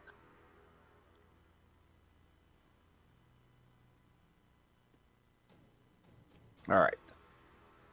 He takes the coin, hands you a paper, and basically it says these dogs are the registered property of Furbolg the Furbolg. And Clark, did you put your name on the property deed as well? Of course. I think Clark has to. I think Furbolg realizes that because he never took a name, he needs somebody with a name. Okay, fair enough. So they're registered to Clark then. And he says, if there's nothing else, you all have a wonderful day. Enjoy the day of the Gith. And I think I'll just say whatever gift thing we said about flowers and leave. Okay. He gives you a really weird look. Obviously doesn't understand what you said. Goes back to his work. I thank the gnome for his time and just pat Furbolg on the shoulder and be like, there, don't you feel better now? So much better. All right. As you exit, you hear the clanking and banging of the sound of marching Modrons coming around the edge of the building. But they don't seem to be responding. They're just patrolling. The temple is off in this direction, you can see a pretty good crowd has gathered. So however you want to get there, you could take the road or you could cut through and pass the Modrons. That's a club. Take the road. Yeah. Sure. You pass by this building and you see a sign hanging from it that says The Adventurers Club. And it's a very rustic looking mead hall type building. But everything on the outside is very nice. Polished brass hinges, iron shutters. It's dressed up, for lack of a better term.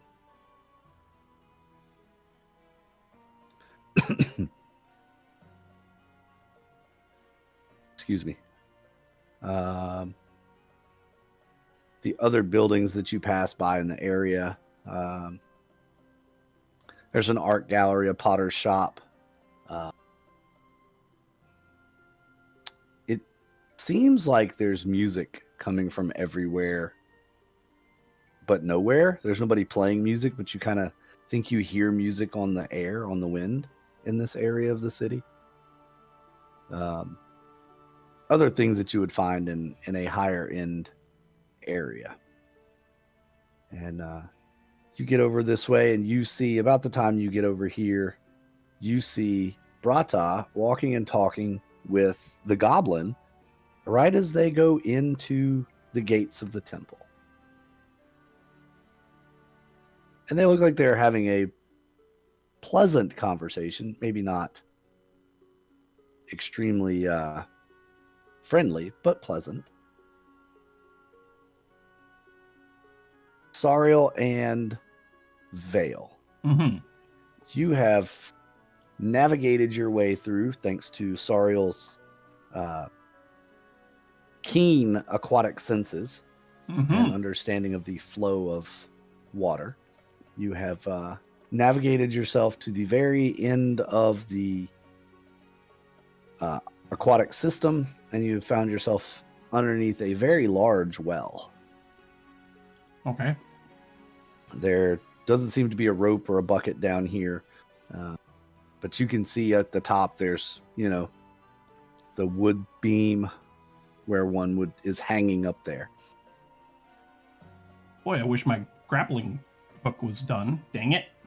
It's about a 20-foot climb, and it's stone walls. Is it narrow enough that we can kind of shimmy up the, holding both sides, or how big is it? It's about 10 feet across. So no. Okay. So no.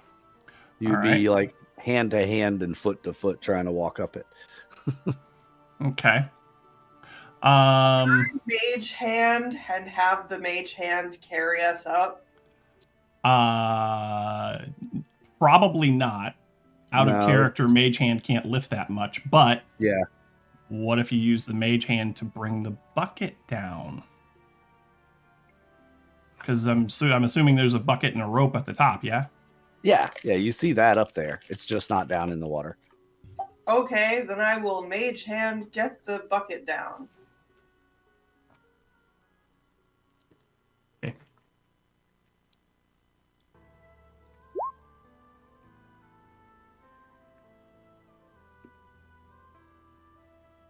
All right. You mage hand the bucket. You pull it down to you. Not a problem. Who's going up first? Are you just going to climb the rope, or? Yeah, I think I'm just going to climb the rope. Let me go up first and see if anybody's looking. Good plan, do it. All right, so I want to stealthily climb the rope. All right. Go ahead and roll your. For the most part, getting up there, the last 5 feet or so will have to be the stealth part. So go ahead and roll your stealth. Okay. I'm not even gonna make you roll a climb. Oh wow, nice. Yep. So you do the whole mercat thing. You poke your head up and kind of look around. There's nobody around. The well, at least, there are people everywhere. Right. But there's nobody like right here that's gonna see you if you climb out. I wave Sariel up. but the whole area is just filled with people. You see just below the well right here, Mm-hmm. there's a gate into what looks to be a garden, and there is a watchtower / guard tower right here, very tall, overlooks the whole back half of the city. Okay. Well, I would like to climb out of the well into this. Into this little area right here, so that I'm Okay. kind of between the well and whatever hut this is. Okay. Are you gonna help me up? Mm-hmm. Yep. Yeah, there's a crank on the side of the thing. If Sariel just like holds on to the rope, you can crank the rope up. Yep. So I'll start cranking the rope, start cranking the crank and raising her up. All right. Takes a few minutes. It's 20 foot, but takes a few minutes. You get her up to the top, and you are winded. That was a lot of cranking, and you're like, I need a minute, and you need to lay off the cheeseburgers. Oh. Oh. Kind of that's kind of how you're feeling. That's something Whether you say that's that or something not, Vale that's would. up to you. Yeah, that's something Vale would say. No Lay off social the filters. trail mix, right? Yeah, no social filters. Yeah. All right. So you all are up and kind of in these little back spaces right here. Yep. Cool. Clark and Furbolg, a few minutes go by. You kind of queue into line, and you see the same process that you saw at the front gate. Although it looks like they're letting more people in, even the ones with the red over them. They just pull them to the side, talk to them for a minute, and then let them go about their business. And as I'm looking around, do I see anyone inside that has very obvious weaponry on them? Like just attendees, you know? no, you don't see anybody with weapons, not blatantly displayed. You kind of look around. You don't really see anybody. Okay. I'm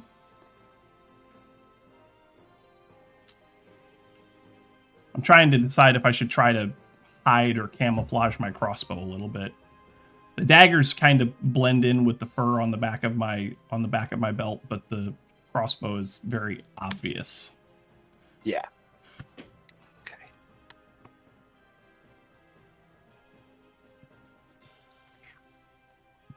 All right. Well, you figure out what you want to do there. Clark and Furbolg, you all make it in the gate. I'm going to move Brata and Professor Wilberforce over here, out of the way. You all make it in. You see just the guy in front of you. The lantern turns red over him, and the guards, the Modrons, and a couple of the city guard pull him to the side, and you overhear what they tell him. They said, "Look, we're watching you. You start anything, and we're going to throw you in the prison for the rest of your days. Don't mess this up today." You can tell they're really stern. There's something very important about this day that cannot be messed up. So I have a feeling it's going to get really messed up. I mean, Vale's in attendance, so We can only hope. And as you all come in, you see this is an open air pavilion. Looks like kind of like it's set up for a classroom. And you see some what look like acolytes or pledges or something like that to the order that are there. They're dressed. Everyone would know what the order dresses in. So you see they all have the OSG sash, and they're all standing there kind of talking with each other, but they're greeting people as they come in, kind of like pledge work. There Can you- are Go ahead. Can you give me like the real brief Cliff Notes Reader's Digest version of who this order is? Yes, I'll do that, and then I thought I shared the doc with you, but I guess I didn't. I'll do that, so you'll have the long version. The short version is the Order of the Sacred Grove are a non-religious. They call themselves a non-religious organization that seeks out to maintain the balance of order and would you know that? Maybe. I don't know if I'm a regular to this town. I might know something about it. I don't. You would know that. Yeah, you're fairly regular to this town. You do know that they operate monthly. They go out when the 2 moons are full. They operate nighttime patrols. Uh-huh. You would know that because you've seen them come and go. Other than that, you don't know much about what the order does, other than they try to maintain the order in the realm. They're also the farthest south outpost of of order or good or law that was set up after the last war in the Cataclysm, when the gods sent the giant mountain hurtling into the center of the realm, which created the giant ocean in the middle of the realm, separating the two factions of law and order and chaos and not so much law. And this is the gateway to the north, basically, to the land of order. All right, and what exactly am I looking for here? I know I'm looking for clues, but like what? You Is there came anything here to specific? study the library. There's a library here. The Order of the Sacred Grove. Well, you'll learn that in a minute. Nobody knows Okay. this information yet. So if you get through this, you'll learn that part. No, let's go. Yeah, I just need to know what my immediate motivation here is. So if it's Yeah, to go to you're- the library, then You are looking for the library. good deal. So as I get Sariel out of the well and we kind of we're kind of looking around. I am looking to see if our counterparts are visible anywhere. No, you don't see them yet. Okay. Clark and Furbolg, you all see a patrol of Modron over this way. This whole temple area is set up very symmetrically. It's old paved stone. Like, this is like an old part of the city. Everything is wood and stone with columns. There's very little ironwork here as compared to the rest of the city. You see people coming and going out of some of the different buildings, but you can't really tell what's what. This area looks like a outdoor teaching area. There's a lectern, some seating, some stone seating. There are lots of chariots around, just one person or two person chariots. There's nothing hooked to them, but they're staged, as well as a stagecoach wagon thing.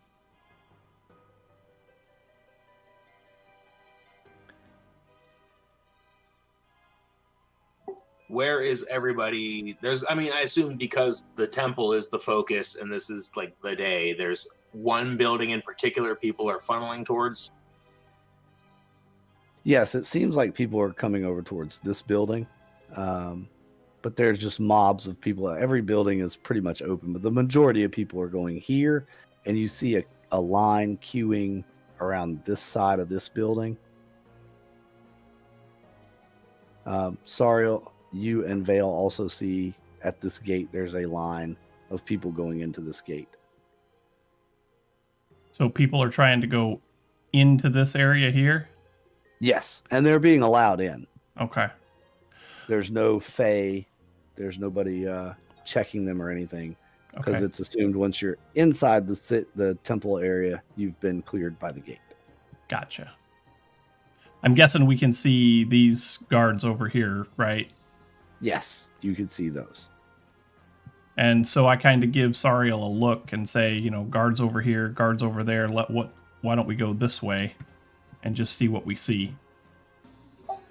I agree with the direction. Let's aim to go back towards the entrance that our friends would have come in. Okay. So that maybe we can spot them. That is a great idea, I think. Yes, that's a great Rata, idea. what are you doing? Do I see Furbolg and Clark yet? Yeah, after a mean- few minutes standing there, Matches tells you he's got to go find the library, and you're standing there kind of by yourself. People just walking all around you, and finally you see Furbolg and Clark come through the gate, and they're about 10 or 15 feet away from you. All right, so I'm going to approach them, and I'm going to say, have you taken care of the dogs? I show her the paperwork.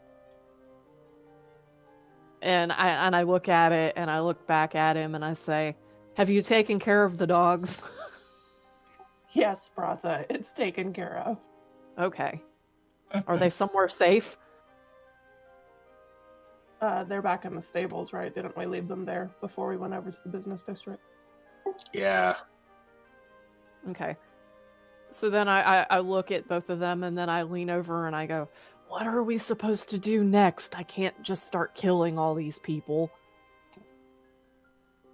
I don't really know, but what did that guy from before who stole our dogs want with you? You were talking to him for quite a while. He seems alright. He was just interested in us and me and what we were doing, and I told him nothing because I didn't think that'd be a good idea. I made you smell good too. Would they notice that? Oh, I'm sure. Yeah. But I totally don't say anything about that because it's already just in one ear and out the other, totally forgotten. Yeah, that sounds like you. So then I'll look at them and I'll say, have you seen the cat and Sariel? Not yet, but they should be around here somewhere, assuming they didn't die. That would be unfortunate. Well, you knew they were coming in the water system, so you could either try to search that out or ask someone that looks like they are part of the temple, where that would be. Matt, same with you for the library. You could ask someone or just wander around until you find it. Okay, well, I will ask someone. Excuse me, where's the library? Haha, the library. You say yes. Just Where they randomly. keep the books. Yep. Over in the main building. You'll have to go through that, and the library is in the back. Thank you. All right. And you all ask somebody about the water source. Yeah, or Your very thirsty friend. that we could fill up our, water skins at. Yeah, they say, yeah, just around back here. There's the well right around back. Help yourself. Guess let's head that way. Enjoy the festivities. And there are some food vendors set up with little Githyanki meat on a stick things, traditional Githyanki food.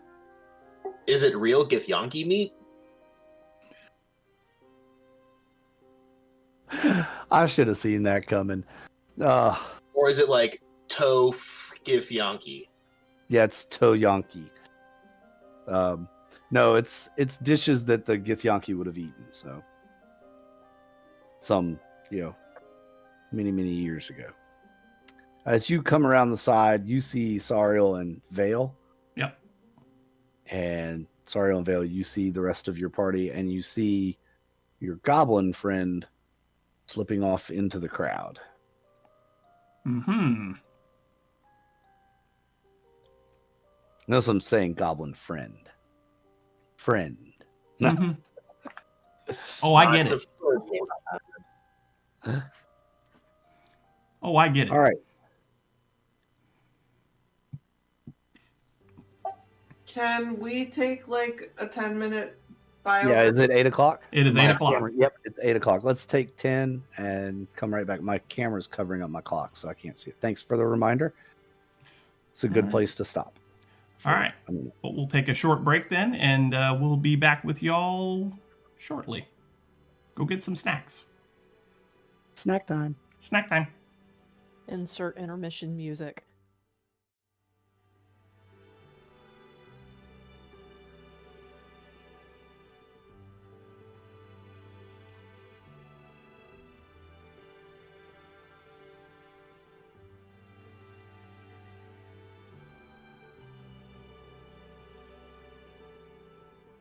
All right, I'm going to take this minute here and go ahead and get information to... Man, excuse me.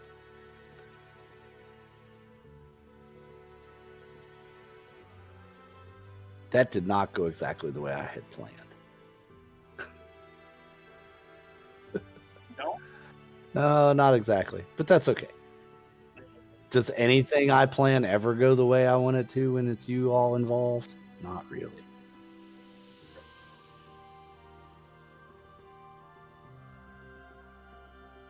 Might want to mute that.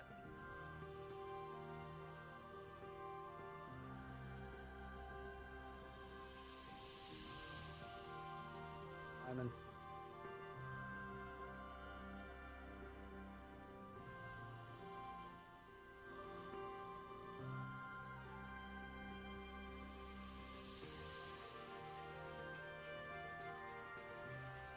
I would just have to mute the whole stream then.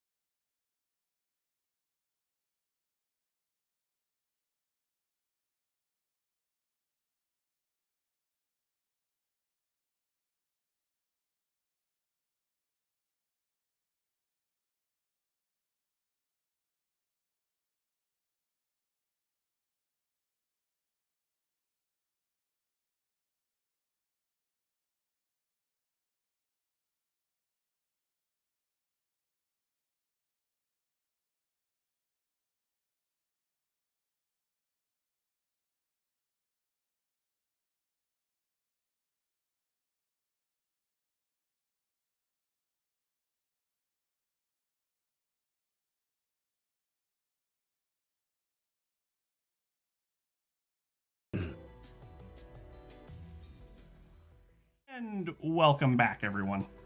Sorry that took so long. I had stuff that I wasn't counting on that I had to do, so here we are. Anyway, Well, we're back. yes. All right. Y'all are standing there. Matches is in line over here, and you hear somebody stand up on these stairs right here, and they call out, "The tour is starting! The tour is starting! Take your places, get in line. The last tour of the day starts in 15 minutes." The last tour of the day, we just got here. Yeah. Better get on it. I guess so. Yes, I suppose I should take the tour. Yeah, you're in line to go into the temple. And the tour guide is pointing towards the temple when he says the tour is starting in 15 minutes. So, If we're trying to get information about the OSG, the temple might not be a bad place to look, yo. You're probably not wrong, so I'm down to go. Intelligence 15, wisdom 9.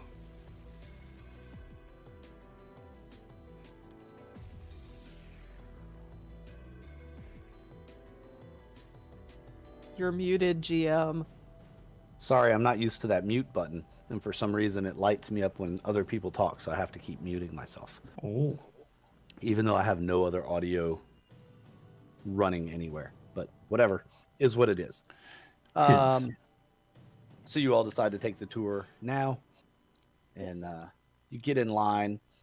There's people everywhere. There's not much of a line, really. It's more like a shuffling mob that slowly goes into a line as it enters the room. The main temple, which is a beautiful structure. Okay. Oh, new map. Mm-hmm. Yeah, where should we be looking here? You all walk in right here Okay. with lots of other folks. Your map's and back out. Yep, lots of fog of war.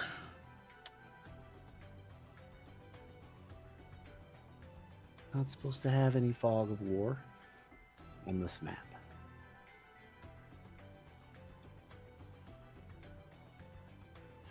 Roll 20. Whatever.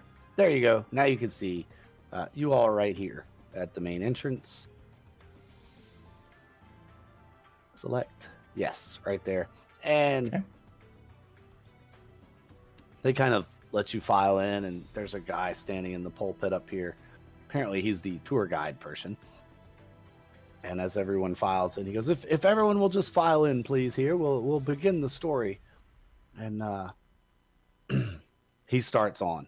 After the last wars were fought and the last of the Ilthid driven back to their homeworld, a group of Githyanki stayed behind as protectors of this realm.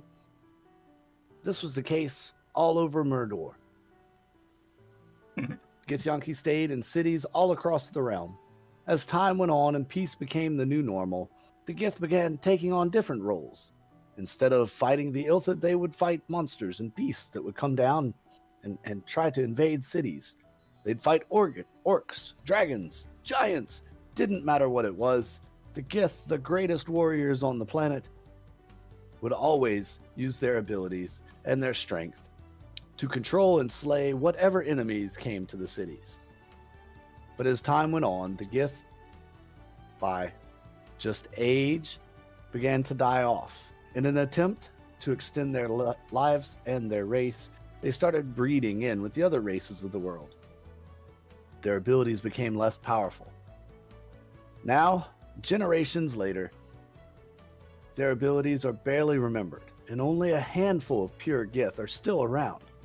Although they never stay in one place too long, they move around. They've only been known to come into cities for supplies when they're in extreme weather areas where they can't get them themselves. At last count, only about 50 Gith remain in the entire realm, and that's what we know of. By now, they could all be gone. It was said they were last seen traveling south in search of the last known Nautilus fragments. Any traces of an Ilthid ship could call them back to this plane for revenge or for salvage. There was once a sage here who heard a voice on the wind as he meditated in the temple, tell him that the last bits of the Nautilus were still alive on the border between the Haunted Weld and Strana Fells, southwest of the Sea of Loath. The Order of the Sacred Grove, our very own disciples, have sworn an oath to rebuild that Githyanki culture, to maintain order in the realm, as our ancestors did centuries ago.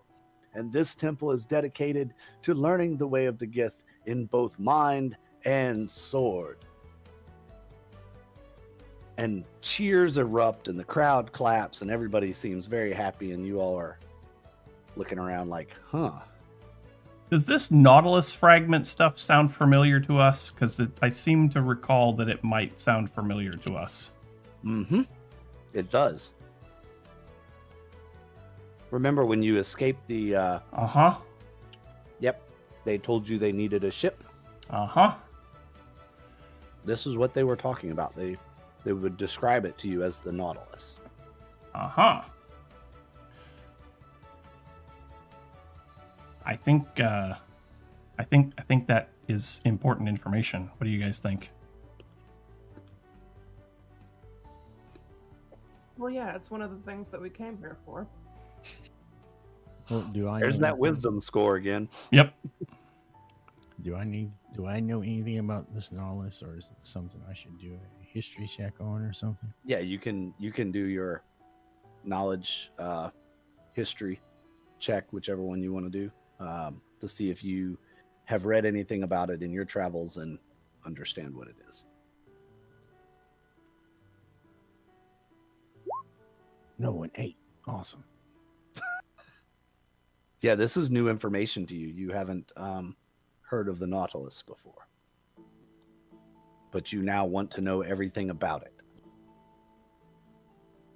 He goes to start stepping down. He says, if everyone will just follow me, we will head out the back, up these stairs, across the thing, and out the back of the temple, and he starts leading people away. The line queues up and goes behind up the stairs. Okay. And at the top of the stairs, there's a giant organ and a harp and benches. And I forgot to put a door on this, but there is a... as you get to actually, before you go up the stairs, if you're going to go up the stairs, everybody can roll a perception. Okay.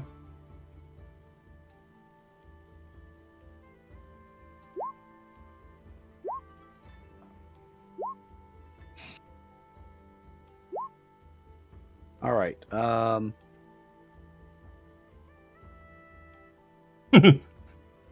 I the only one that notices anything? You're the only one that sees it.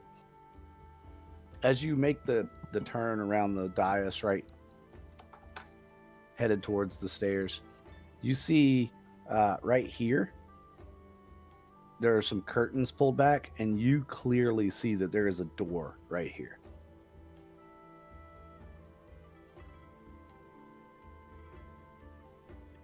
But that's not the door that they're taking people through? Nope.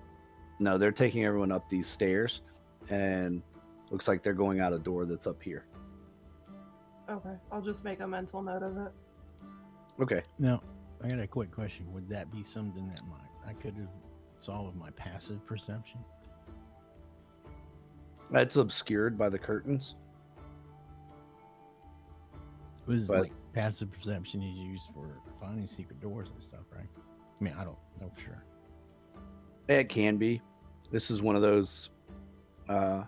This is raised up, so it's probably your height probably would have blocked you from seeing it anyway. Cool.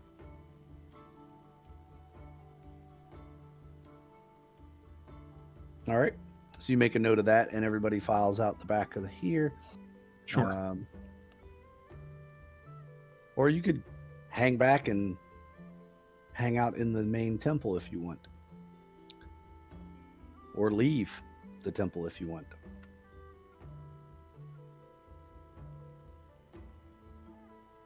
It's your call. I'm hanging back at the back of the line. Does everybody that's in the temple follow the tour guide, or are there still people in the temple? Other than a couple of the ushers that are at the front, there's nobody else, and everybody else is going with the tour guide. Are the ushers facing out or in towards the door and the rest of the temple? They're looking out onto the crowd. They seem to be unarmed. They're just looking out at the crowd So, outside. so these two guys back here, they're looking outside of the temple? Yes. Okay. I'd All like right. to kind of gesture to the rest of the group to kind of follow me towards the door. Okay. Sure. I guess I'll Now, follow. what I did will we also follow. Mm-hmm. what did we need to roll like to see that door?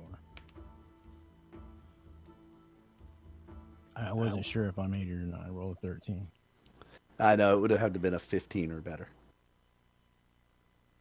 It's basically All right. it's hidden behind the curtains, but it's not a secret or it's just obscured. But Clark saw it with their eagle eyes. See what I did there? Mm-hmm. Eagle eye. Well, if I don't see it and I don't see them veering off from the party, then I would probably just continue on with the tour. You see them holding back, kind of letting people pass them. How do you want to? Do you want to continue on, or do you want to hold back with them? Well, does it look suspicious? Dad, they're not following the tour, that's for sure. So yeah. Well, I'll hang around just to see what they do. All right. Do I notice him hanging back? Yeah, you notice him. He's kind of lingering somewhere. Not sure where you're lingering. Then I'm just gonna act like I'm looking around the temple and then follow the tour guide out back. Okay. All right. Then you all go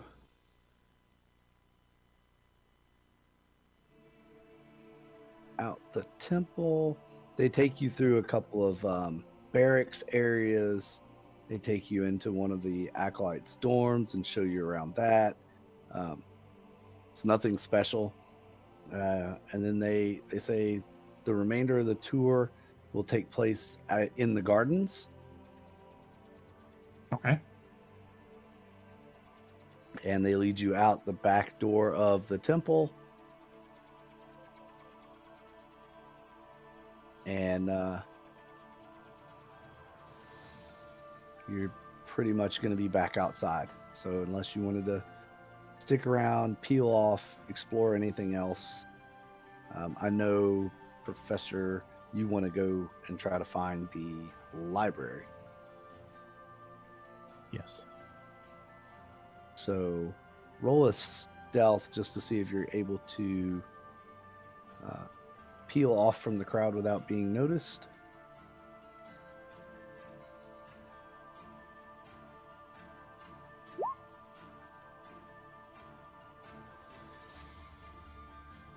Easy enough as the crowd is big. You find a doorway and tuck yourself into it. Kind of a little hallway, and you tuck yourself into it. And the crowd goes by, everybody passes by you.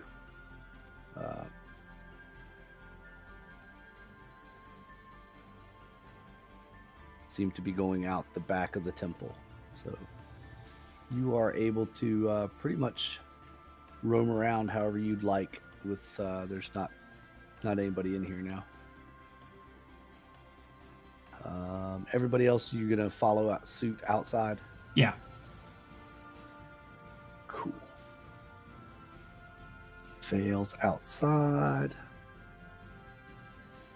Yeah, I followed my friends.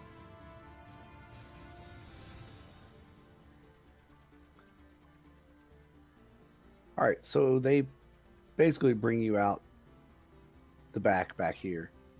Where's my cursor? Stop it. Select. No, don't turn on fog 4. Stop that. They bring you out back here, which is kind of strange. And you see everybody pretty much heading this way towards this gate over here. Okay.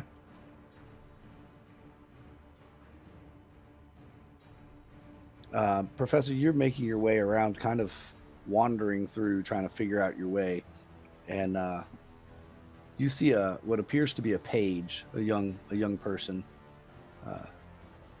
ahead of you, and they're just walking down the hallway towards you. They notice you. They smile and nod. Yes, I give them a forced smile and nod back. He says, "I haven't seen you before. Are you lost from the tour, or can I help you find something?" No, actually, I'm here for the library. Could you perhaps show me the way there? Oh, absolutely. It would be my pleasure. You have an appointment? Oh, no, I don't need to speak with anyone. I just need to see the library. Oh, very well. Follow me, and he takes you, winds through a few passages, and you end up in the library. It's a grand library. There are just aisles of books as far as you can see. All right. And there's an interesting looking person sitting at a desk, just kind of in the center of the room. And you remember the image of this individual, not specific person, but this race. You're pretty confident that if this person is not a full Githyanki, they are at least half Githyanki.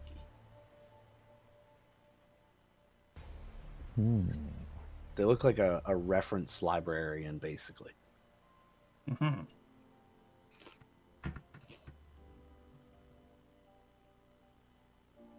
All right. Well, then what I'll do is I'll attempt to speak to this reference librarian. Trying to, let me see how I word this.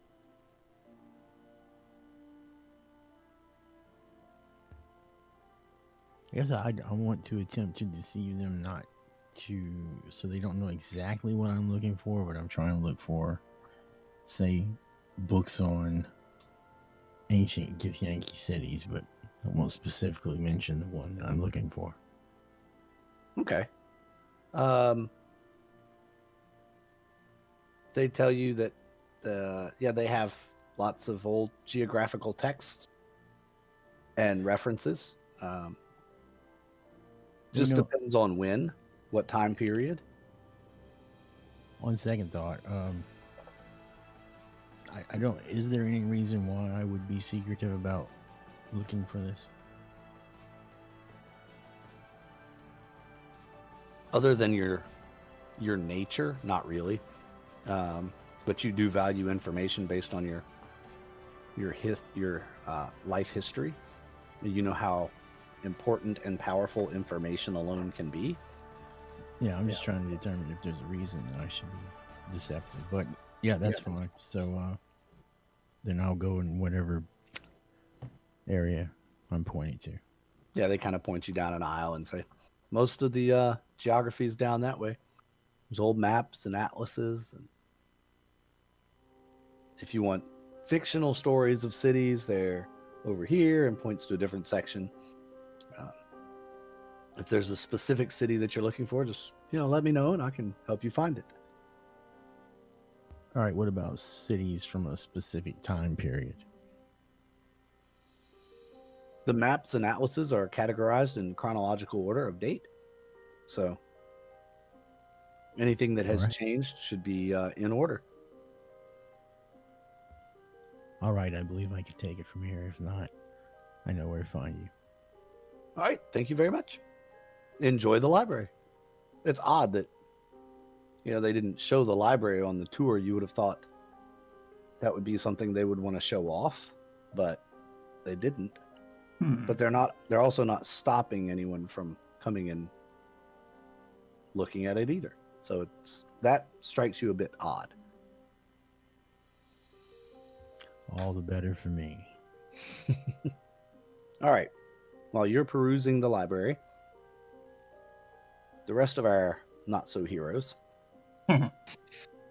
the tour just kind of winds in to this garden area. And you all are just kind of following the line in. And you see there's an old iron fence and an old archway inside here. Okay. That leads to a cemetery. But there's only one, I guess, tomb or vault or what's that word? Mausoleum. That's the word. Okay. Here. There are 4 statues that surround it, staring at it. And it looks like people are going in a particular pattern. So that it looks like they're starting here, then going this way. And then the last thing people are doing is walking up and looks like they're reading something that's a plaque or something here.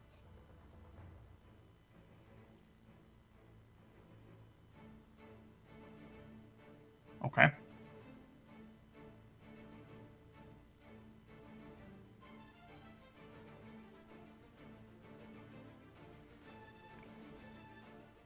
I'm just looking at my friends, waiting to see if anybody's gonna do anything.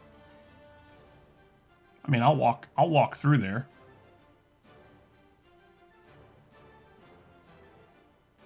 Then I'll follow Vale. Okay. I mean, I'm just following with the group, so I'm following the 2 of them, I suppose. All right. So you get to the first statue, Mm-hmm. and there's a plaque there. And this statue depicts 2 Githyanki creatures. It's titled Guardians of the Githyanki. These creatures aren't quite Githyanki. They look a little different. Well, one of them does. The other is a Githyanki. And the description continues to read, the 2 Gith creatures, obviously related yet different enough, embrace arms in a lock of kinship. So apparently there was a second race of Gith, maybe. And there's a quote from what's called a Githzari monk. Instead of a Githyanki, these are Githzari. Hmm.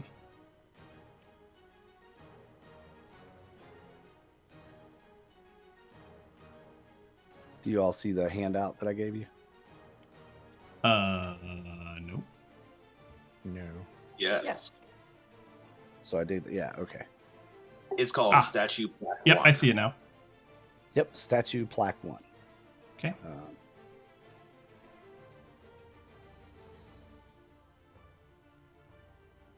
All right. So that is that statue. And the line kind of shuffles, as people are reading and then moving, and some people are looking at it and about how interesting it looks, and some people are talking about the art. Mm-hmm. And then you kind of shuffle over to the next. This one's titled Rite of Passage. Brata, this one strikes you very close to home, as it shows a young Githyanki carrying the head of an Ilthid in one hand, still dripping the blood, and the other hand the sword of the Gith. I So nod very- approvingly. And it says, slaying an Ilthid and bringing its head to Velik was the rite of passage into adulthood for young Githyanki. So apparently this is Vlakith, the who is depicted here. That is this statue. Okay.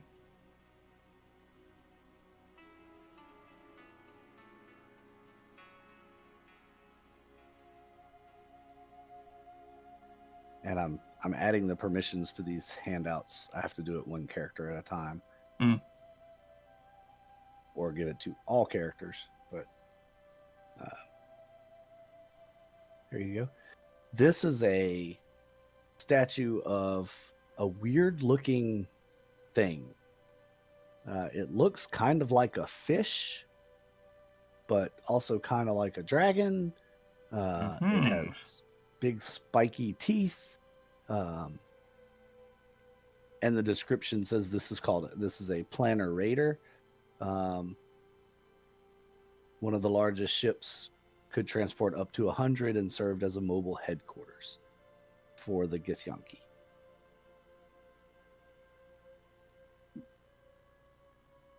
Okay.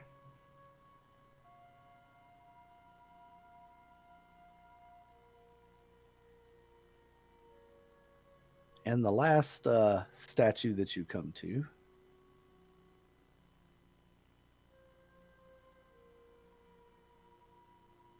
I just realized what we're missing in this episode, Rick.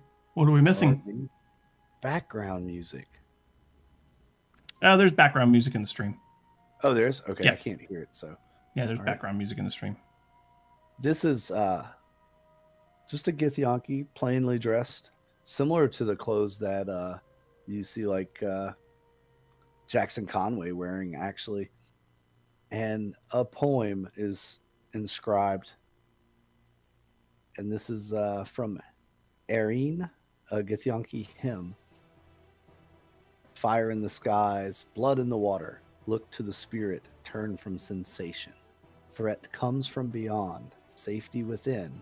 Cut flesh and bone, mind and spirit soar. Inner passions rule, change destroys all. Threat comes from beyond, safety within.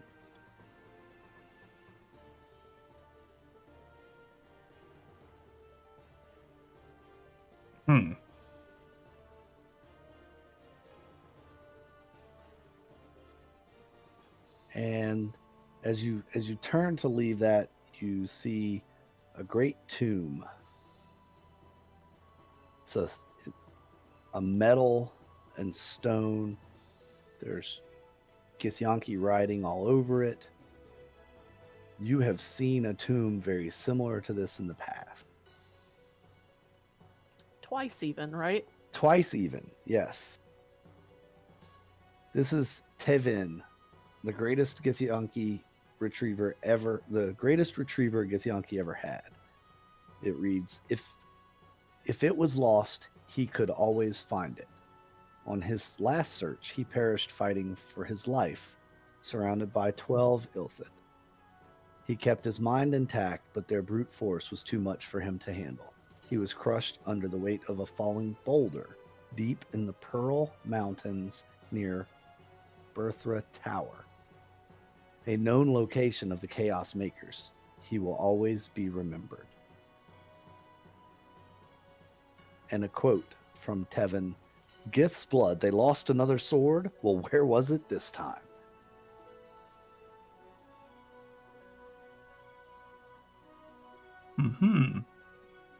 So, there you have found a third Githyanki tomb.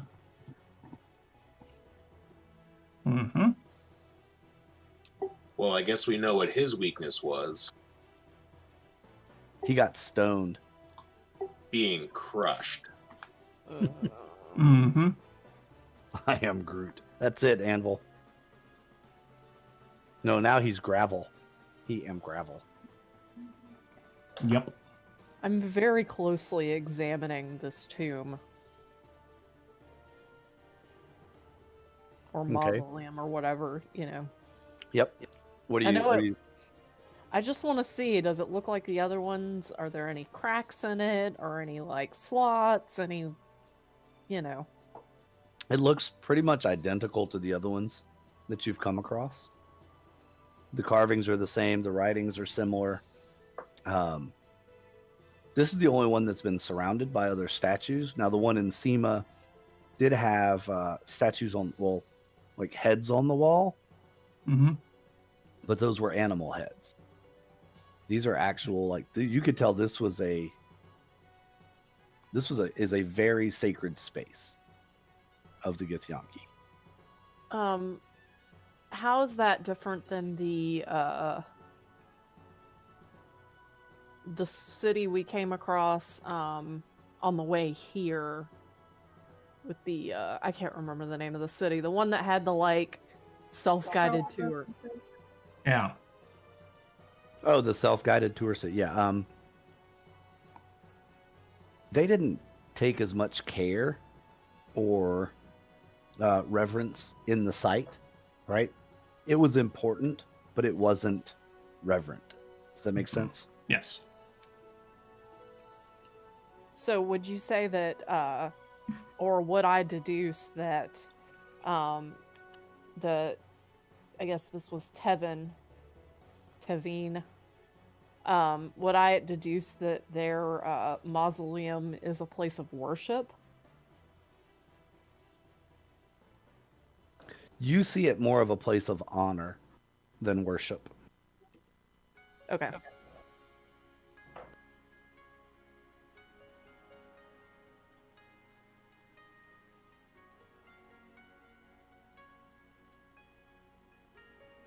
And after all's done, you see everybody kind of filing out the other side of the gate and just wandering around the garden. There's an obelisk over here. There's a pendulum swinging back and forth. So just, people wandering around, then they just wander around the grounds and look at the different buildings. And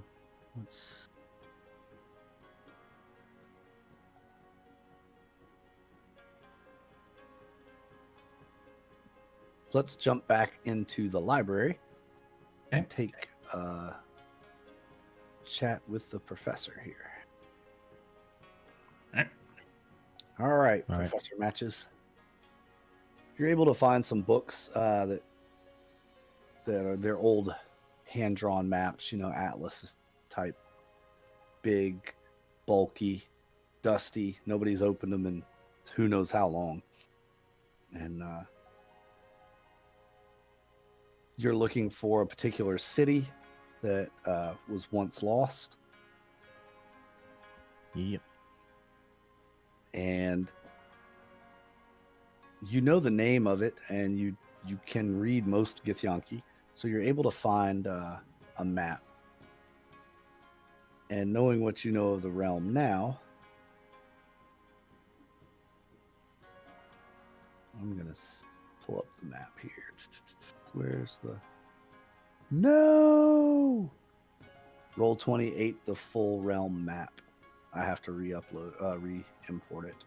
Oh. First you roll 20. It has the regional map. Let me see if this city's on the regional map. It is. Nope. So go ahead and ask it while I bring this map back in. Well, I have the one you sent me, I believe. Yeah, you have it. I just our viewers wouldn't be able to see it. So let me see if I can. Mainly for them.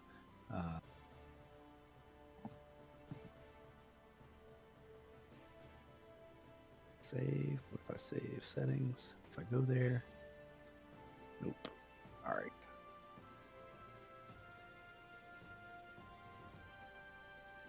But this was a on the map that you're looking at looks to be a pretty big city.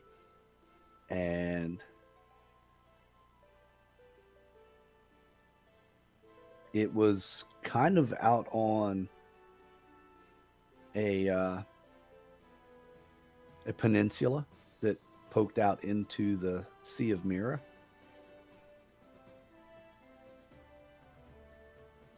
Not far down the coast from here, about halfway between here and the southern coast. Hmm.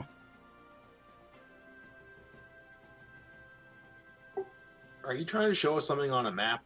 No, I'm trying to upload the map. The Roll20 ate the map. Just the way you're saying here and there, I'm like, Yeah, I think Jesse's looking at the map that I sent him in the Discord okay. because he didn't have a copy of the map of the realm, and I think everybody else did. I think it's in the Discord. Yeah, I think it is But- too. But I was describing that to him. So All right, you're talking about on the area that says the Bastion. yeah, I think that's what it's called.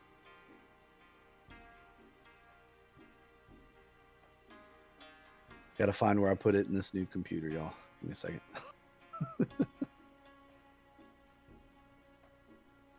Oh, I didn't check that earlier.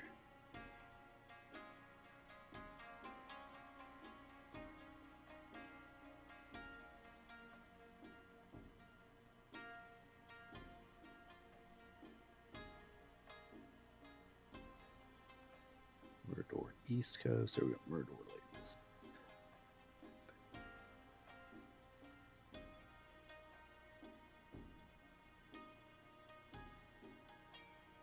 Sorry for the delay. Please forward all complaints to roll20 at roll20.net. Yeah, I don't know why it ate the map. That just doesn't even make sense. Because it's roll 20. Because I know. roll20. Are you sure we shouldn't just complain to Vale? Why would you It's complain to Vale's fault. Vale? Why is it Vale's fault? Because everything is. It's always your fault. Because you probably tried to kill the wrong person. This is probably true, but yeah, it's probably true. Also, probably why I can't find the thing that I'm trying to find to make my hand stop hurting. It's probably Vale's fault. Yep. So you see where it says the Bastion of Ashix the Dire, Yes. and the ruins of Edinburgh Tower. Yes.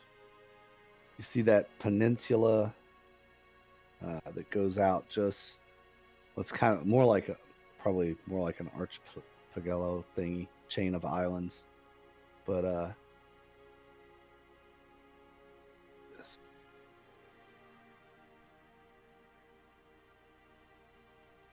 Where's Murdor? I think I just have too many maps in here now.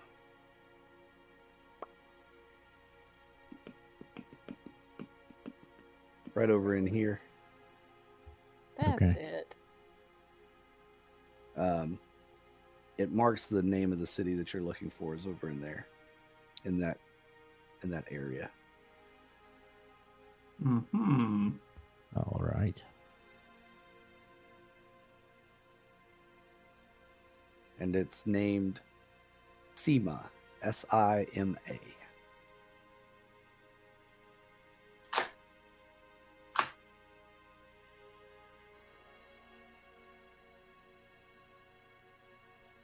All right.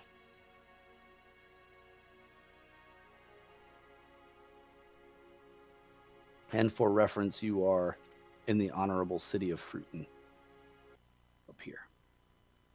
Gotcha. Cool. How large is this map? I mean, is it something that I can fold up and put in my pouch? Yeah, you could try to I mean, it's something you could probably fold up. It would, the paper's pretty old. But if you wanted to try to do that, you could. You'd have to cut it out of the book with a knife or something. Oh, I could probably just take the book, right? You could try to take the book too, yeah. You wanted to try and drop it in your backpack or check it out, or how did you want to try to take it? Well, I suppose I'll try to check it out first. Okay. He tells you, oh, yeah, see, you found the book you're looking for. You need to get some information out of that, do you? Yes. What information exactly? We typically don't allow the books to leave, but we can make a copy of the information for you if you'd like. Really? How do you do that? Oh, we just have scribes that, we have this very thin paper in the case of a map where they just trace it with ink and color it in. It takes a few days, but pretty accurate. They're pretty good scribes. What is of interest of you in this particular book of maps? It's This not page. one that many people look at. These 4 pages. Oh my. That's a lot of information. Are you planning a journey? Because these maps are really out of date. Well, if you must know, I'm a collector. Oh. So you collect maps, old maps and things. That's interesting. Unfortunately, we can't let you have the original, but like I said, we can make you a copy of them for sure.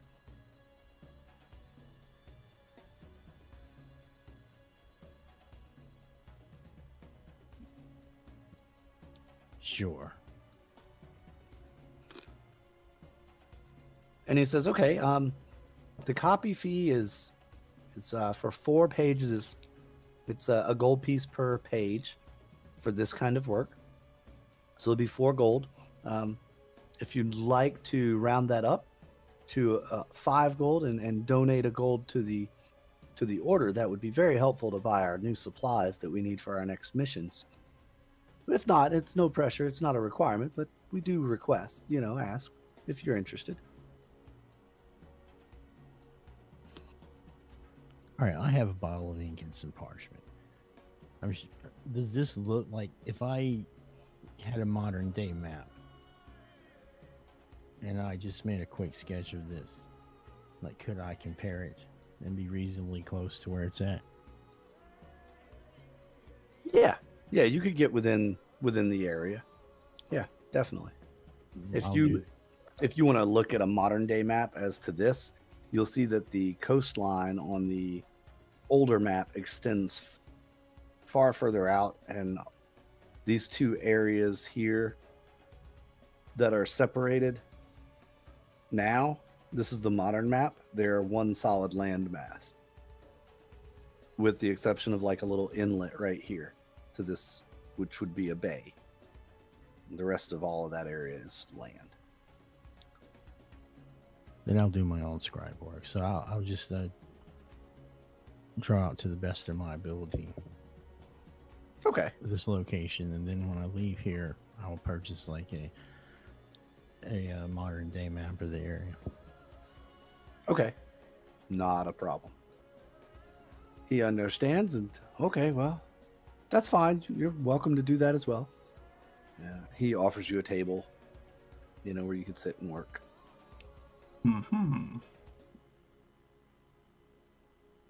All right. So you get that Okay. done and spend the time, get that done. Is there anything else you wanted to do in the library while you're here? Not particularly, no. Okay. Oh, maybe I could do a little more research on that sword that Brata carries around. Oh, okay. You ask about weapons and traditional weapons of the Githyanki, and they point you to an area that it's the Xerox library. Nice. they point you to an area, and you find. Oh, did I not send that? Yeah, I did. There it is. You find an area that looks like you start flipping through some books, and you find one that has a like a, what do you call it? What's the word, y'all? I'm blanking on the word. A book of armaments, basically. An armory? Well, it's a Mm, encyclopedia of arms. There we go. I have one sitting somewhere in my room for small arms, handguns and such. It's the arms and equipment But guy. what if we like bulky arms? Well, then you must be a power lifter. Mm. And in flipping through this, you do find an image of the sword and a description, all the information about it. I just sent it to you in your Discord. It's called the Silver Sword of the Gith. Okay. Mm.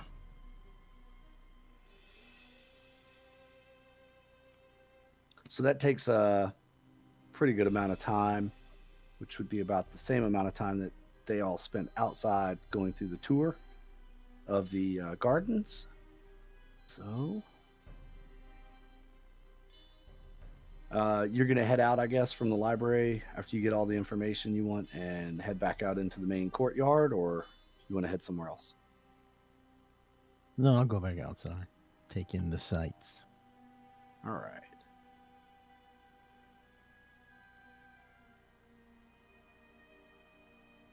Back outside.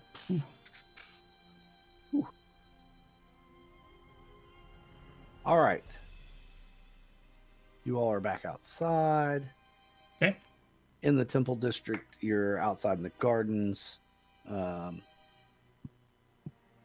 are you all going to do? You've kind of wandered around, seen all the sights here, read all the plaques.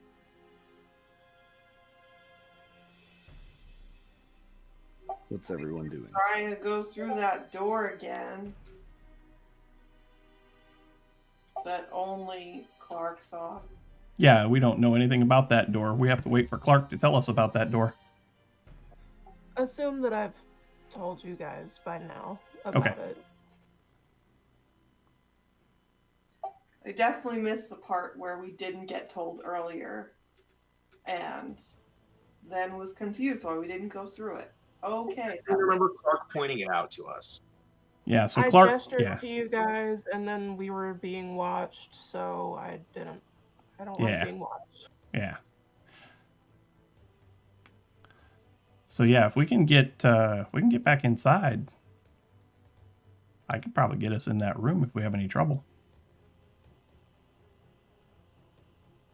I'm just starting to get itchy fingers, and this tour gave us a lot of information, Mm-hmm. but not really anything that immediately calls to mind anything that matters. So I feel like we need to figure more out. I agree. So back to the temple. Yes, please.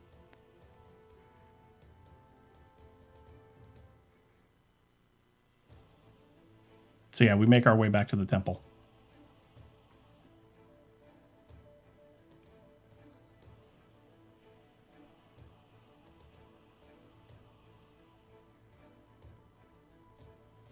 GM, you're muted. Thanks. Everybody drink. Okay. They let you in without any issues, even though you're not part of a tour group or anything.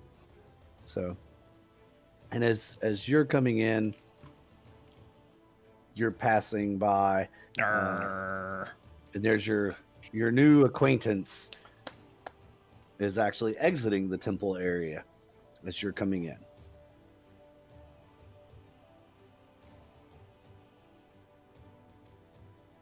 I just I lean kind of over- go ahead.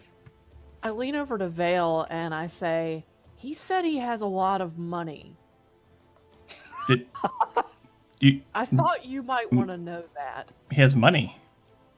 He said he had a lot of money.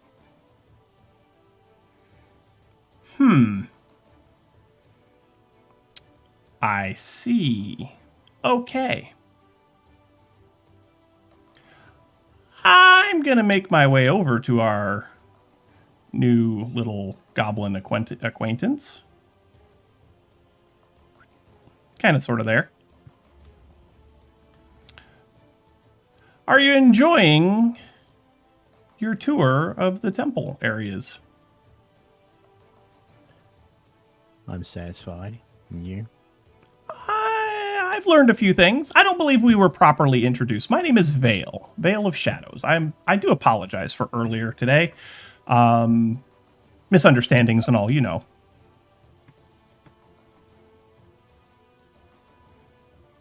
Yes, of course. And I suppose I should thank you for your enlightenment on the forgery. I have a knack for these things. The minute I saw those papers, and the fact that the dogs they really do belong to the rest of the group. I personally don't care about the dogs, but the dogs do belong to the rest of the group. And knowing that those dogs were theirs, and this basically the story that you said that you came in late last night and you had all this stuff done kind of off hours. That just seemed very odd to me, and it unfortunately for you, it had to be a fake.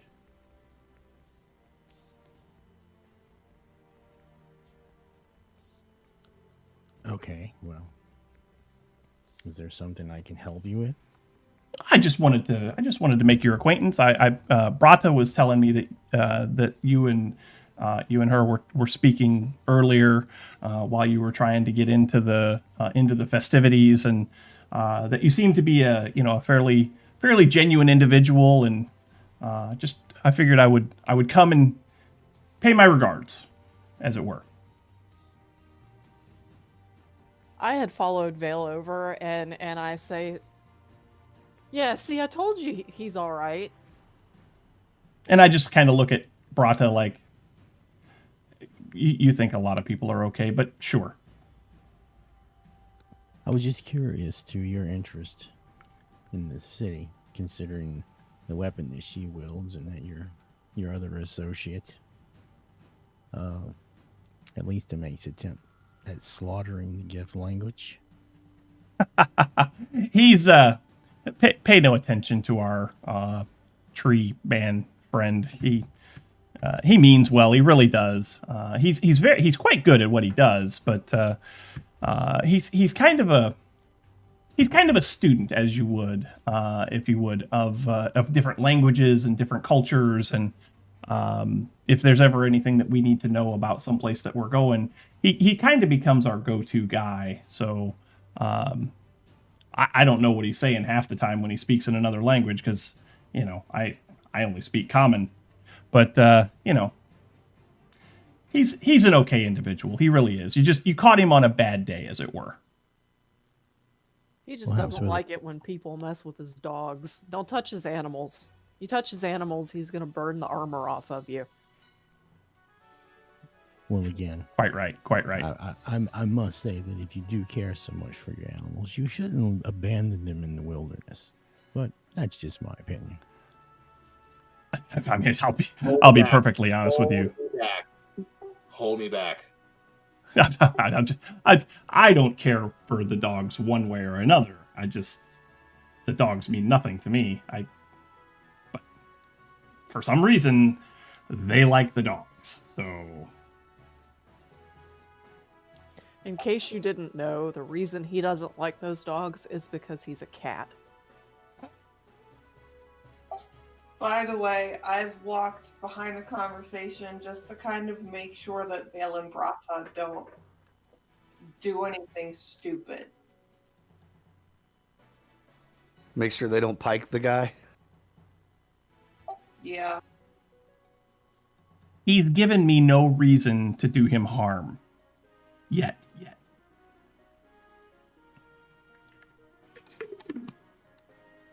So I guess I'm still not too clear on why you're here. We have business with the Order of the Sacred Grove, you might say.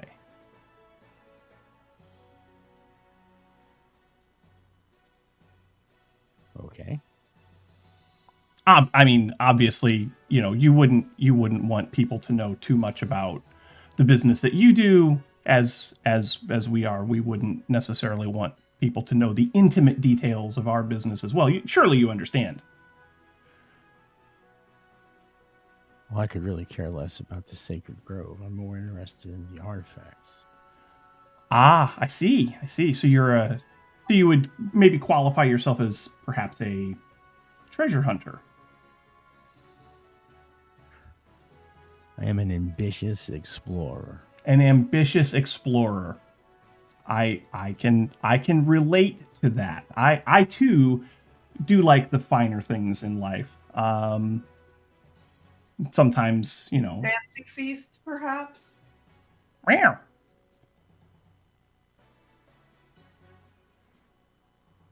Yes. That's great. Only the fish kind.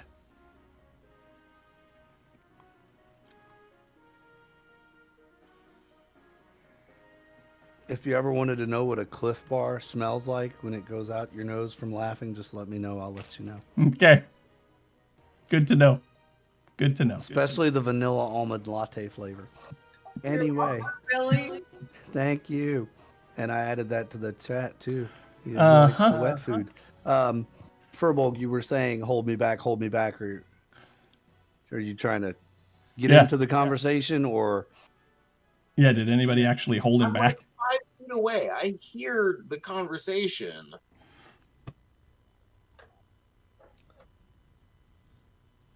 Like, I'm not deaf. No. I'm just. Were you wanting to interject or get into the conversation? I know you can hear it, or were you just making the statement as like, "Keep that up, and I'm coming at you," kind of thing? I'm about to slap the smug off of that goblin. Ew, goblin smug. And I don't slap with my fists. I slap with my ducky. Well, you probably should be thankful I did come around, because the animals were tangled up in the trees and could not reach their food. We were only going to be gone for a day. They'll live. They'll sleep. We'll come back. They'll think that it's been 20 minutes. Ultimately,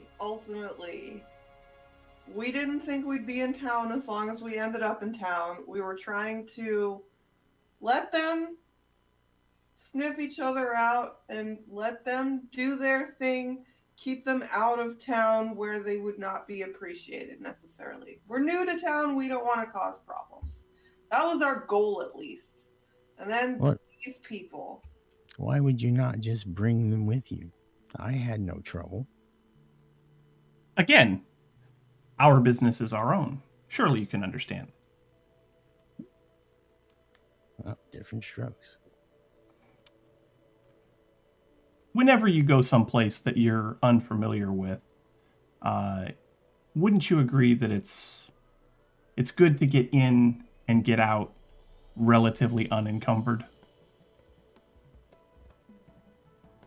Isn't that why you had a wagon? You wouldn't be encumbered if you used the wagon. Touche. Listen, I don't really care what your reasons are. The matter is settled, right? Of course. But for someone who doesn't care, you sure do ask a lot. Just an observation. I'm just merely interested in the gift and their artifacts and relics. Why? Pardon my friend, she's blunt. But why? So while this is all going on, while they're all distracted in conversation, I would like to try to covertly make my way to the back of the room and check out this door to see if it's locked or anything. You let's see, there's nobody else in here, it's just them. You kind of wander around looking at the different stained glass, etc., and make your way up the dais. And you get up here to the door. It's just a regular, like, very nice, ornate door. Doesn't seem to be locked. There isn't even a keyhole or a padlock or anything. It's just a handle. Mm-hmm.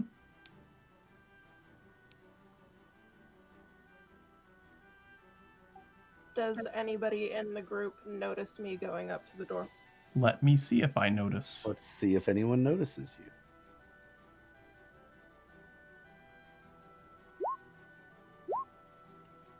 I'm gonna say probably not. Nope.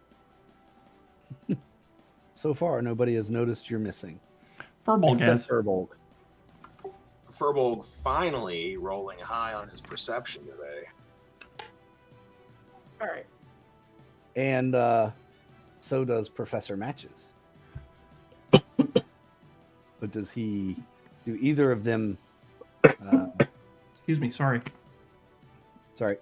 do either of them say anything? I mean, I'm gonna go find out what Clark is doing.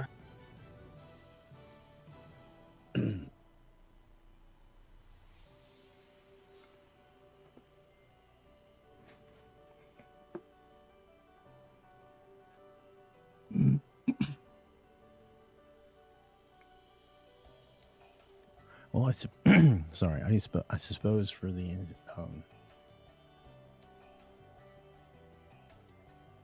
in the interest of getting things along, I'll go ahead and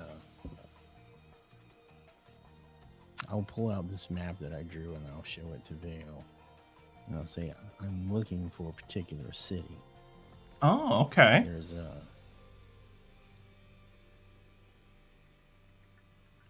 out of character. I don't particularly know exactly what the great power there is I'm looking for, but there is some great power there I'm looking for. Gotcha. So now I'm pretty sure that I still have a map of the wall. Do I still have the map of the coastline, I guess it was, from the boat trip, or did I give that to somebody else? I think you had it. Okay. I know you had picked up a couple of the tour maps and stuff like that, regional maps from the area along the way. Yeah, so with the map that he has, I'll pull one of the maps of the coastline out of my pack, and I'll open it up to relatively the same area that he's showing us on the map, because my map would be new and his map would be old, and we would be able to see what the differences are. Yeah. Okay. What do we learn from such an endeavor? When he points to the map where it is, you immediately realize you've been to this city before. It's one of the islands, wasn't it? Mm-hmm. Mm-hmm. The city that he points to is one of the islands that oh crap. The layers aren't separate. Okay, sorry. It's all right. I just realized something. Because I was gonna side map with Clark and Furbolg, but I can't because the map's not layered correctly. So you realize you've been there. This is where you met the mermaids. Or the merfolk. The merfolk, yeah. Without sharing any specific details about the treasure that we acquired there or anything like that, I'll let him know. Oh, you may not want to go there. That area. Well, that area is underwater. We were tasked with finding a member of royalty from another town, and unfortunately, we did end up finding him, but only after we had surveyed a number of the islands in that area, and one of the islands that we found was inhabited by fairly aggressive merfolk. All right, so Billy, I think it would help me out if I knew exactly what I was supposed to be going to that city to find. Because right now, it's, Yeah, apparently, from what you understand, that is one of the lost city of the Gith, one of them along your journey. That's going to have more information about Gith and artifacts that would be there. So, while it's not the ultimate goal, it's one more piece of your puzzle along your artifact journey. Now, okay. I don't personally want to speak for anyone, but I may know of someone, maybe a little bit difficult for you to get some information from this individual, but I may know of someone who might just have some information that you might find useful in your research. Let me talk to that person for you and see what I can find out. All right. If I were able to come up with some information that you would find useful, what might that be worth to you? Well, I suppose it'd have to depend on how useful it is. That's fair. That's very fair. Give me just a moment. All right. Well, you take that moment. We'll go with Clark and Furbolg to the back door.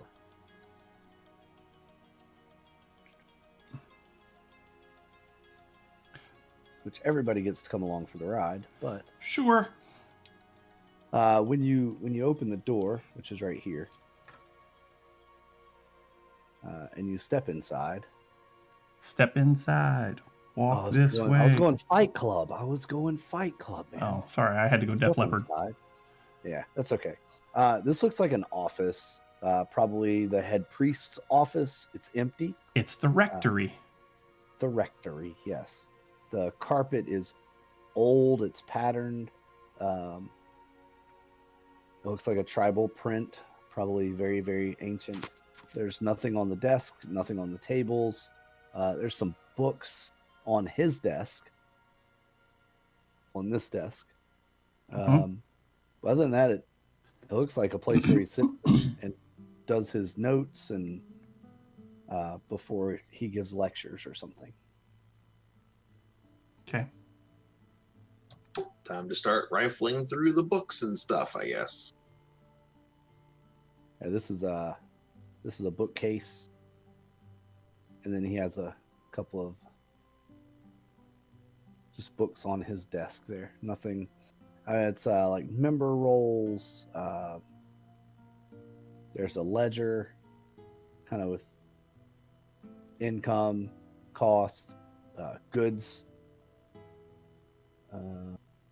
There are a couple of drawers in the desk. The desk is locked. These books are reference books. Some on Githyanki, some on history of the order. Just reference books.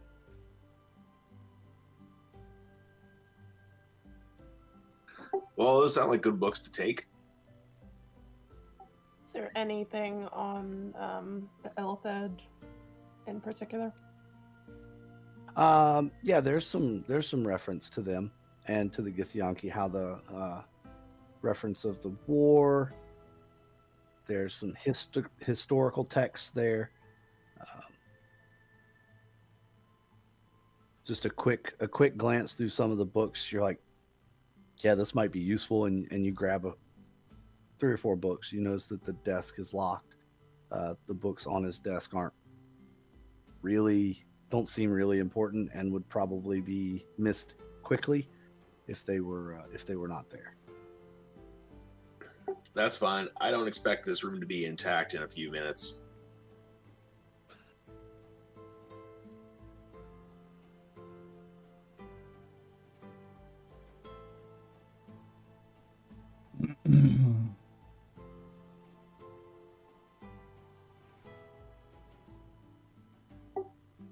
You're muted again.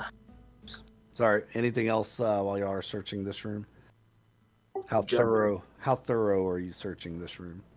Quick, or you want to spend a little time in here? Call it a take 10 pace. Okay. Taking 10, then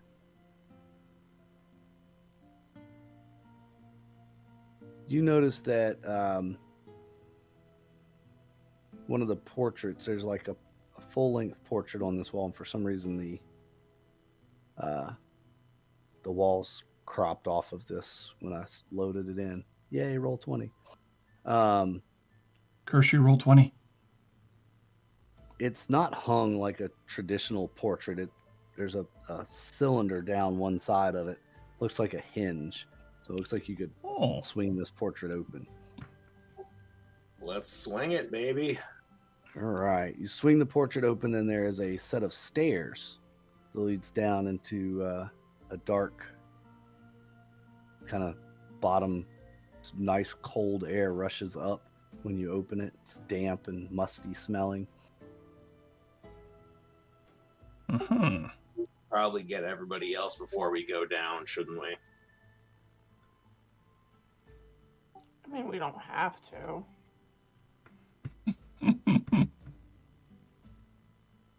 All right, we can take a look. I'm gonna metagame and be like, people, what if there are things that we all want to kill down there? Then we'll come back and get you. Come find us. Exactly. While they're away, I turn to Sariel because on the map Sariel was standing right behind me. I turn to Sariel and I kind of whisper to her, Urbolg has that book that we picked up from that Gith tomb. I wonder if that book would be useful to our new friend here. I mean, probably. It sounds like everything he's looking for is stuff that we've done and we would probably be useful knowledge for him just existing. And anything we picked up in the tomb would probably be helpful. I don't want to share a lot of what we found in that tomb, but the book is basically history, so I don't see an issue with sharing that. I just don't want him to figure out that's where Brata's sword came from, you know? I guess. I mean,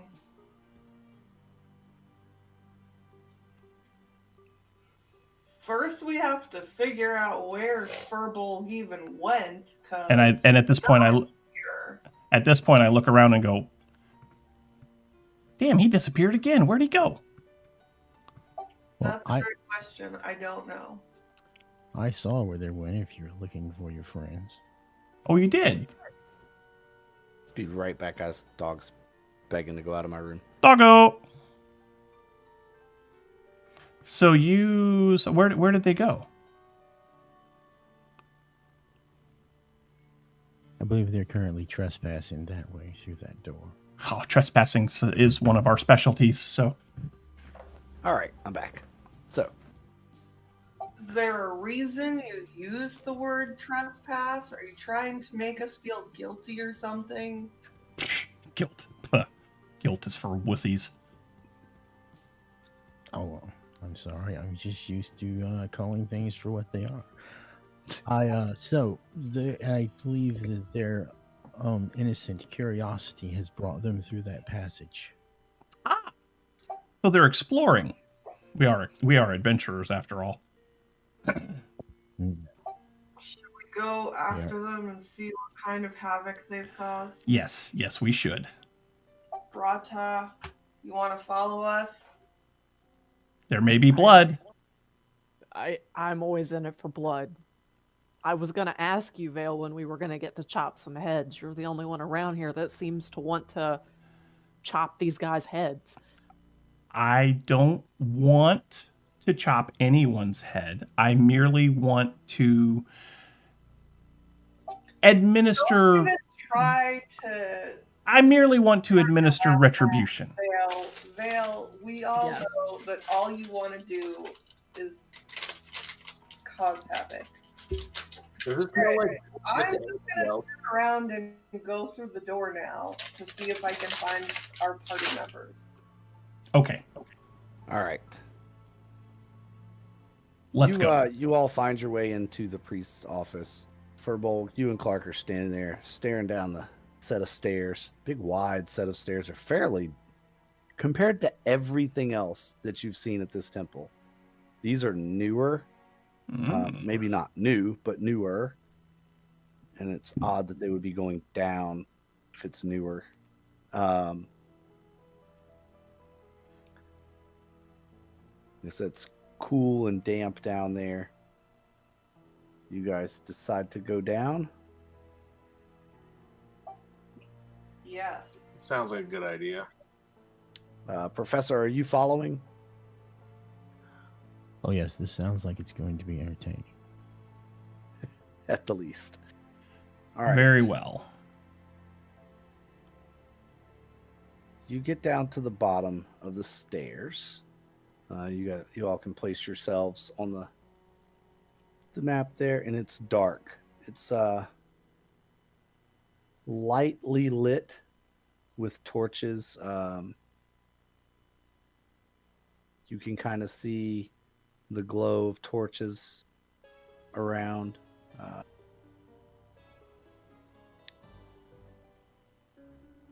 Vale has. Furbolg, you're the only one that doesn't have any kind of dark vision, right? I also don't. Oh, that's right. I have dark vision for 60 feet. As soon as you get down, the light that you do have that's given off reveals to you a very, very shiny, fairly new mausoleum of sorts, similar to the one that you saw outside. There's also a couple of statues here that are figures in armor. You can't tell what kind of creatures they are. On the other side, you see what looks like the entranceway, a giant gateway. You've come down about 20 feet below ground. Okay. And this archway goes all the way up to the ceiling. It's made out of stone and iron. Real quick look at the little tomb mausoleum thing there. Are there any markings on it? Any plaques? Any identifiers? It looks very, very much like the Githyanki coffins that you have seen and tombs that you have seen in other places. Okay. Any writing on it or anything like that? No, there's no writing. This just looks a lot newer. Okay. Even the pedestal that it's on looks newer than everything. It could be that it's protected from the elements here. It could be that it's just newer. You don't really know. Is there any magic? Is there magic? Not here. So somewhere. Maybe. Maybe not. Go ahead. I was gonna just say, what are you all doing next? Are there any inscriptions? No, these are smooth. There's no inscriptions. Okay. What about the statue? It's a statue of an armored figure, but you can't tell what the figure is. Has a sword, full plate mail, and a shield. So we have the statue, the gateway, and the mausoleum. That's what you can see so far. It seems like this place is bigger. Seems like if you look into the darkness, you can kind of see some light glowing from another area, but you can't make out anything down that way. I'm just casting produce flame essentially continuously, so I've got 10-foot bright light. Okay. And I would vote we either try to go through the gateway or open the mausoleum. so I was just going to say brief rapid investigation of the room where the statue and the mausoleum are, looking for markings on the walls, relics laying on the ground, paintings, whatever. A random relic laying on the ground is the perfect excuse for a mimic. Yes, I know. No, Amazon boxes. Modern day games use Amazon boxes on porches as it mimics. Yes. And with my stunning roll of 8, I'm guessing I found absolutely 0. Yep, you see that the floor is dirt, and the base is stone, and the mausoleum is made out of steel. Perfect. I will give you this: that you and the professor both. This metal is the same metal that you've seen in the past. It's the same metal that your crossbow is made out of, as a matter of fact. Ooh, fancy. Okay. I would like to investigate the Okay. tomb.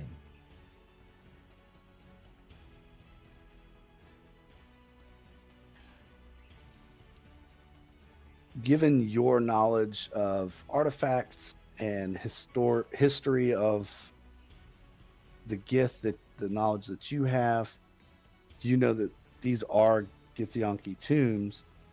However, this doesn't look like their original resting place. This place looks like it was built to hold this tomb recently, Yes. within the last probably 50 years. That's what I was going to say. This is new and perhaps even made with metals that I've brought to the city. Hmm. That I sold to the local blacksmith. Like, so what you're saying is this might have been made today? I doubt today, but I am quite curious what's inside, are you not? Well, let's open it. I hold up my crossbow and I go, that's the same metal that my crossbow is made out of. What kind of metal is that? I don't know. Did you tell me what the name of that metal was? No, I should have come up with a name for Okay. it, but it's It's vibranium. It's vibranium. I feel like we should not do that. It's aluminum. aluminium. Aluminium. Okay, Vale, why don't you pull it open? I'll check for traps first. I think it's a great idea that they pull it open, but I'm going to step like 30 feet back nonchalantly. Well, here's what I know. I know that there's no magic. I am still going to check for traps. And I think it's fine. You're loving that 8 tonight, man. I certainly am. What the hell?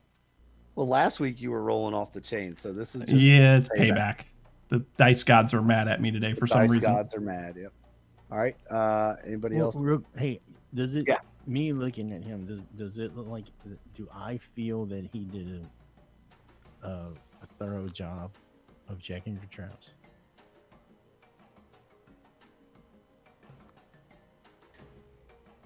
You see him look over at the rest of the group and just kind of go, "Eh, I don't think there's anything."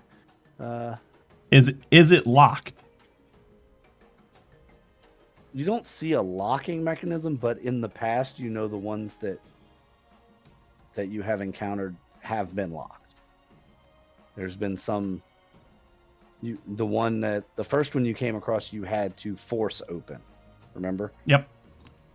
But then after that, I did a little investigation of it, found the locking mechanism and all that. So, not seeing any traps, I'm going to jump right in with my tools and try to open it.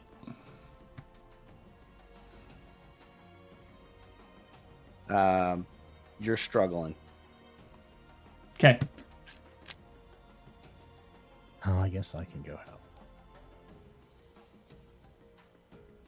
All right.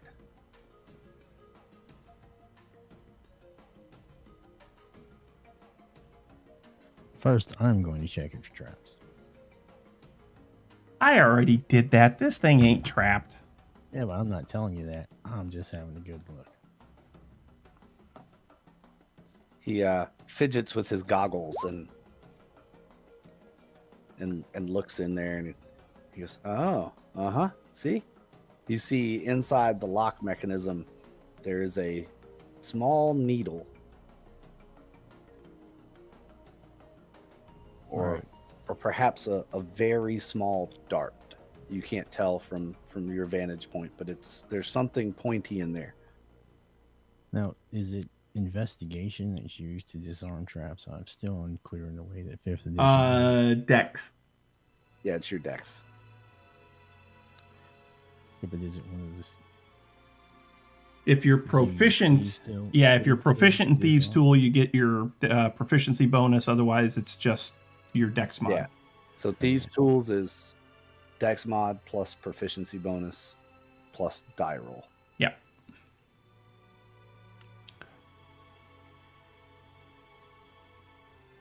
All right, it should show the proficiency when I roll it. Supposed to.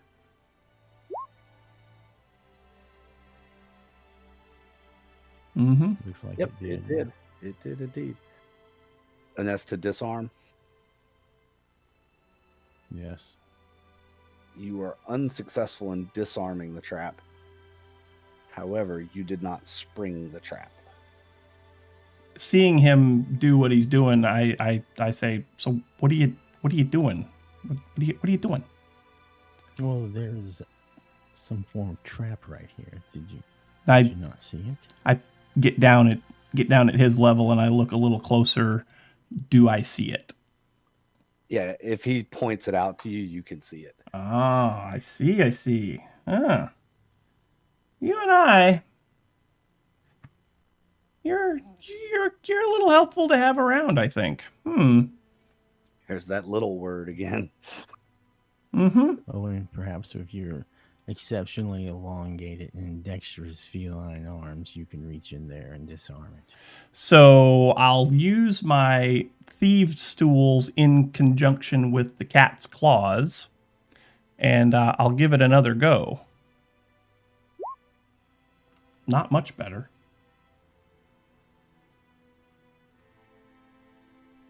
You're muted, GM. Ah, Everybody drink again. all right. So, yep, you're able to reach in there with just the tip of your claw, and you hold the needle with your thieves' pick, and you feel a little string back there, and you're able to cut it with your pinky claw, and then pull the needle out. Okay. And the very inside end of the needle, there's appears to be some kind of pinkish purple liquid inside a cylinder that's attached to the back of the needle. Hey, Furbolg. What do you make of this? I don't know. There's too many of you crowded around a very small area. I hand him the needle with the vial. I suppose I should make a herbalism kit check. Sure.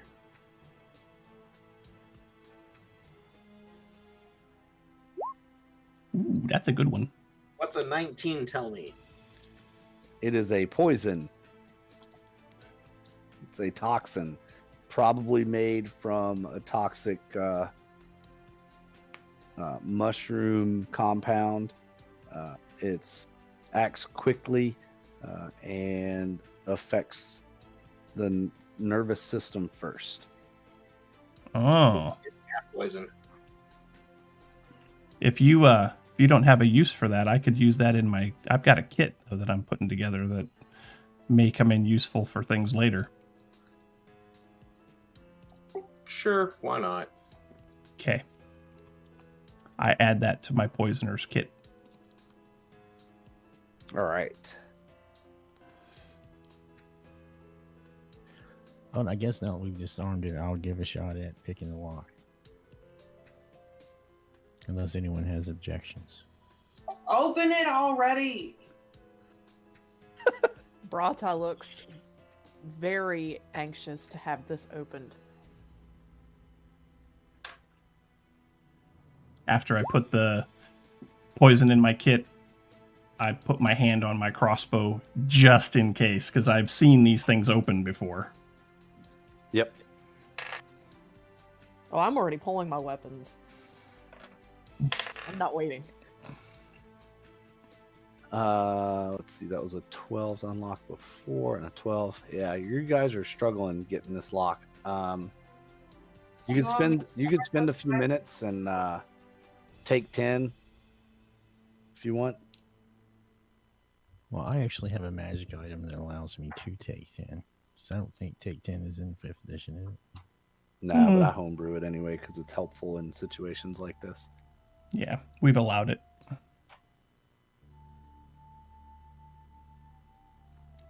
I can also try my thieves' tools if you want.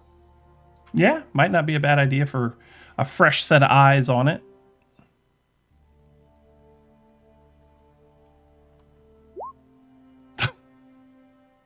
No, it's not. How It is many not 12s? Fuck ever. So, How many 12s can we roll? point of inquiry, is this like a lock that's external, thinking like a padlock, or is it... Mm-mm.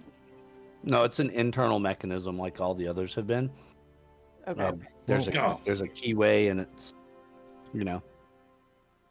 The DM knows not to put external locks around you.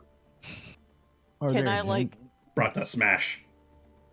I was gonna say, can I, like, put my long sword in there? Like, is there enough of a gap that I could put it in there to use it as, like, a lever? Not on this. You try, but it feels like the lip goes down on the inside. You can't get enough of your longsword in there. Are there like it won't hinges? open. Let's go home. Yeah, there Nope. are hinges on the back. Nope, I'm getting this thing open. Is it possible that I could use my tinkerer's tools to try to just disassemble this entire thing, or enough of it to get the cover off? Yeah, you could try to hit the hinges back here, and with your tinkerer's tools, and see if you can get the hinges loose, and then you could try and open it from the reverse side. All right, let's go 12. Lucky number 12. Let's go.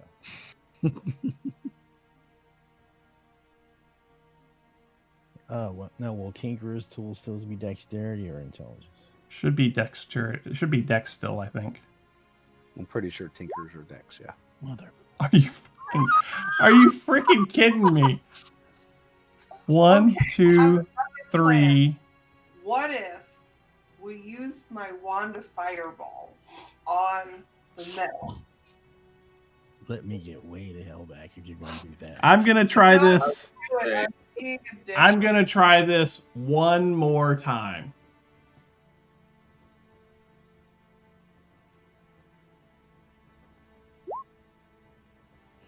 Jesus Christ. So we take 10. Yeah, so we take 10. 1, 2, 3. 5. Oh. 5 times y'all rolled a 12 on this lock. 5 times. Oh. I think the DM has done some shenaniganry on the back end and only allowed a 12 to be rolled on this whole thing. I feel like Yeah. the part Yeah, I set up a macro. probably that it's 13 to open the damn lock. Probably. I think that the words to describe this would be mischievous and deceitful, Yes. chicanerous, and deplorable. Yes. Yes, I would agree. Yes. Anyway, we take 10. All right, you take 10. You spend 30 minutes actually working on. No, you spend a few minutes to work on it. You finally, between the three of you with your 3 sets of thieves' tools, you get it figured out. This is the most intricate lock any of you have ever seen. And by your powers combined, you feel the levers turn and twist and click. And you hear, you're familiar with the sound matches. You hear a gear rolling down the inside of the tomb. but you're very familiar with the sound of gears combining and meshing. So, Well, something's happening for sure. Uh-huh. and when that gear stops, there's a little like a clanging noise, and the lid just slowly starts raising itself up. Oh. Brata's just like giddy with joy and laughter. um,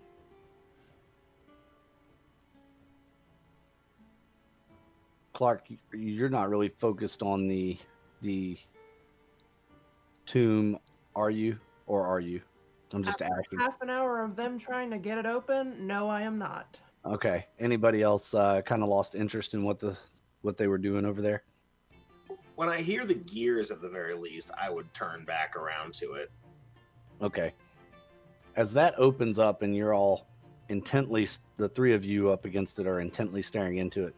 Clark, you notice that this statue right here starts to turn and face the tomb. I'm gonna call everybody's attention to it. Well, that sucks. Oh my gosh. Ah. All right, so it rotates and faces, and slowly rising from inside of, once the lid is all the way up, rising from inside of the tomb, you recognize immediately another Githyanki warrior. The Githyanki Gish, the same that you had fought and slayed once before, stands up in their tomb. This statue, forgot the word, actually raises its sword in salute and then brings its sword back down. And the Githyanki turns and looks at you all and asks, "So is it time?" And I think right there is a good And place to that's- stop for the night. And that's where we end. Oh. Oh. Yes, it's time to fight. It's time next time. Wow. Oh, I didn't think we'd ever get there with those 12s. Man, that was 1, 2, 3, 4. I think it was actually, it might have been 6. There was a lot. There was a lot of No, there was 12s. 5. It was 5 12s. Please tell me that the AC was 13. No, it was actually 15. The DC was 15 for it. It was Uh, very uh. intricate lock. So I mean, I did roll a 14 once, so that could have gotten it if it was only 13, but unbelievable. thanks, Diamond. We appreciate it as always. Your encouragement and participation. I know that we have a lot of stuff going on this month with different individuals, have a lot of plans, and we're going to try to get our next session put up. But if we can't do something in 2 weeks on our normal schedule with this campaign, Yep. There's a very good possibility that we can run a one-shot, as I have picked up the Candlekeep Mysteries. Oh So yeah. if anyone's interested in that, we might be able to do a one-shot on that, and even invite maybe some of our fans if we have some open slots. So we'll talk about that coming up. We'll also have our monthly fan chat coming up, where we can talk about the game or just hang out. Mhm. We are going to put the date up for that as well. Anything else? A lot of you may have watched the episode, the introduction of Matches, called Finders Keepers. Matches is the player is a very good friend of mine for years and years, and has some wonderful comics and artwork that they do on their own and have been doing for years, game development as well. So go check out the Charisma Kills Studios and check out the content over there for them. That is Charisma Kills Studios. Have to Charisma go. It's Kills. charismakills.com. charismakills.com. Okay. Yes. Go check them out. Follow their stuff as well. And No, just fair warning. It hasn't been updated in quite a while, but there's still some content there if you're it's interested. good stuff. It's fun stuff. And new stuff coming, right? From what I understand. Yes, I'm currently working on some comics to try to bring a reboot Apocalypse Pizza. It's a webcomic that I did on there briefly, but never finished. All right. Very cool. Anybody else have anything? If not, I will hand it back over to our stream host and pro stream master. No. RB Plays. No, well, maybe, but no. All right, folks. Hope you enjoyed tonight. We all, as always, we enjoyed spending time with you all. Thank you so much for being here tonight. We do appreciate it very much. We love you all very, very much. We will be back. Hopefully within a couple of weeks, but again, pay attention to the Discord, and we will let you know exactly when the next stream will be. Tell your friends about us. We're actually on the verge of possibly earning affiliate here on Twitch. So tell your friends about us. Have them follow the channel. Have them watch all of our rebroadcasts, especially over on the YouTube channel. If we can get the watch time up over there on YouTube and get the subscriber base up, we might be able to turn that into something as well. But and then also don't forget to visit our merch store, which is streamelements.com/United Adventure Company, where we've got t-shirts and stuff like that. So if you want some official UAC merchandise, that's the place to go. But once again, folks, that's all the time we have for tonight. Thank you so much for being here with us. We love you all to pieces. But until next time, get out of our dungeon. We'll see you later, folks. Bye.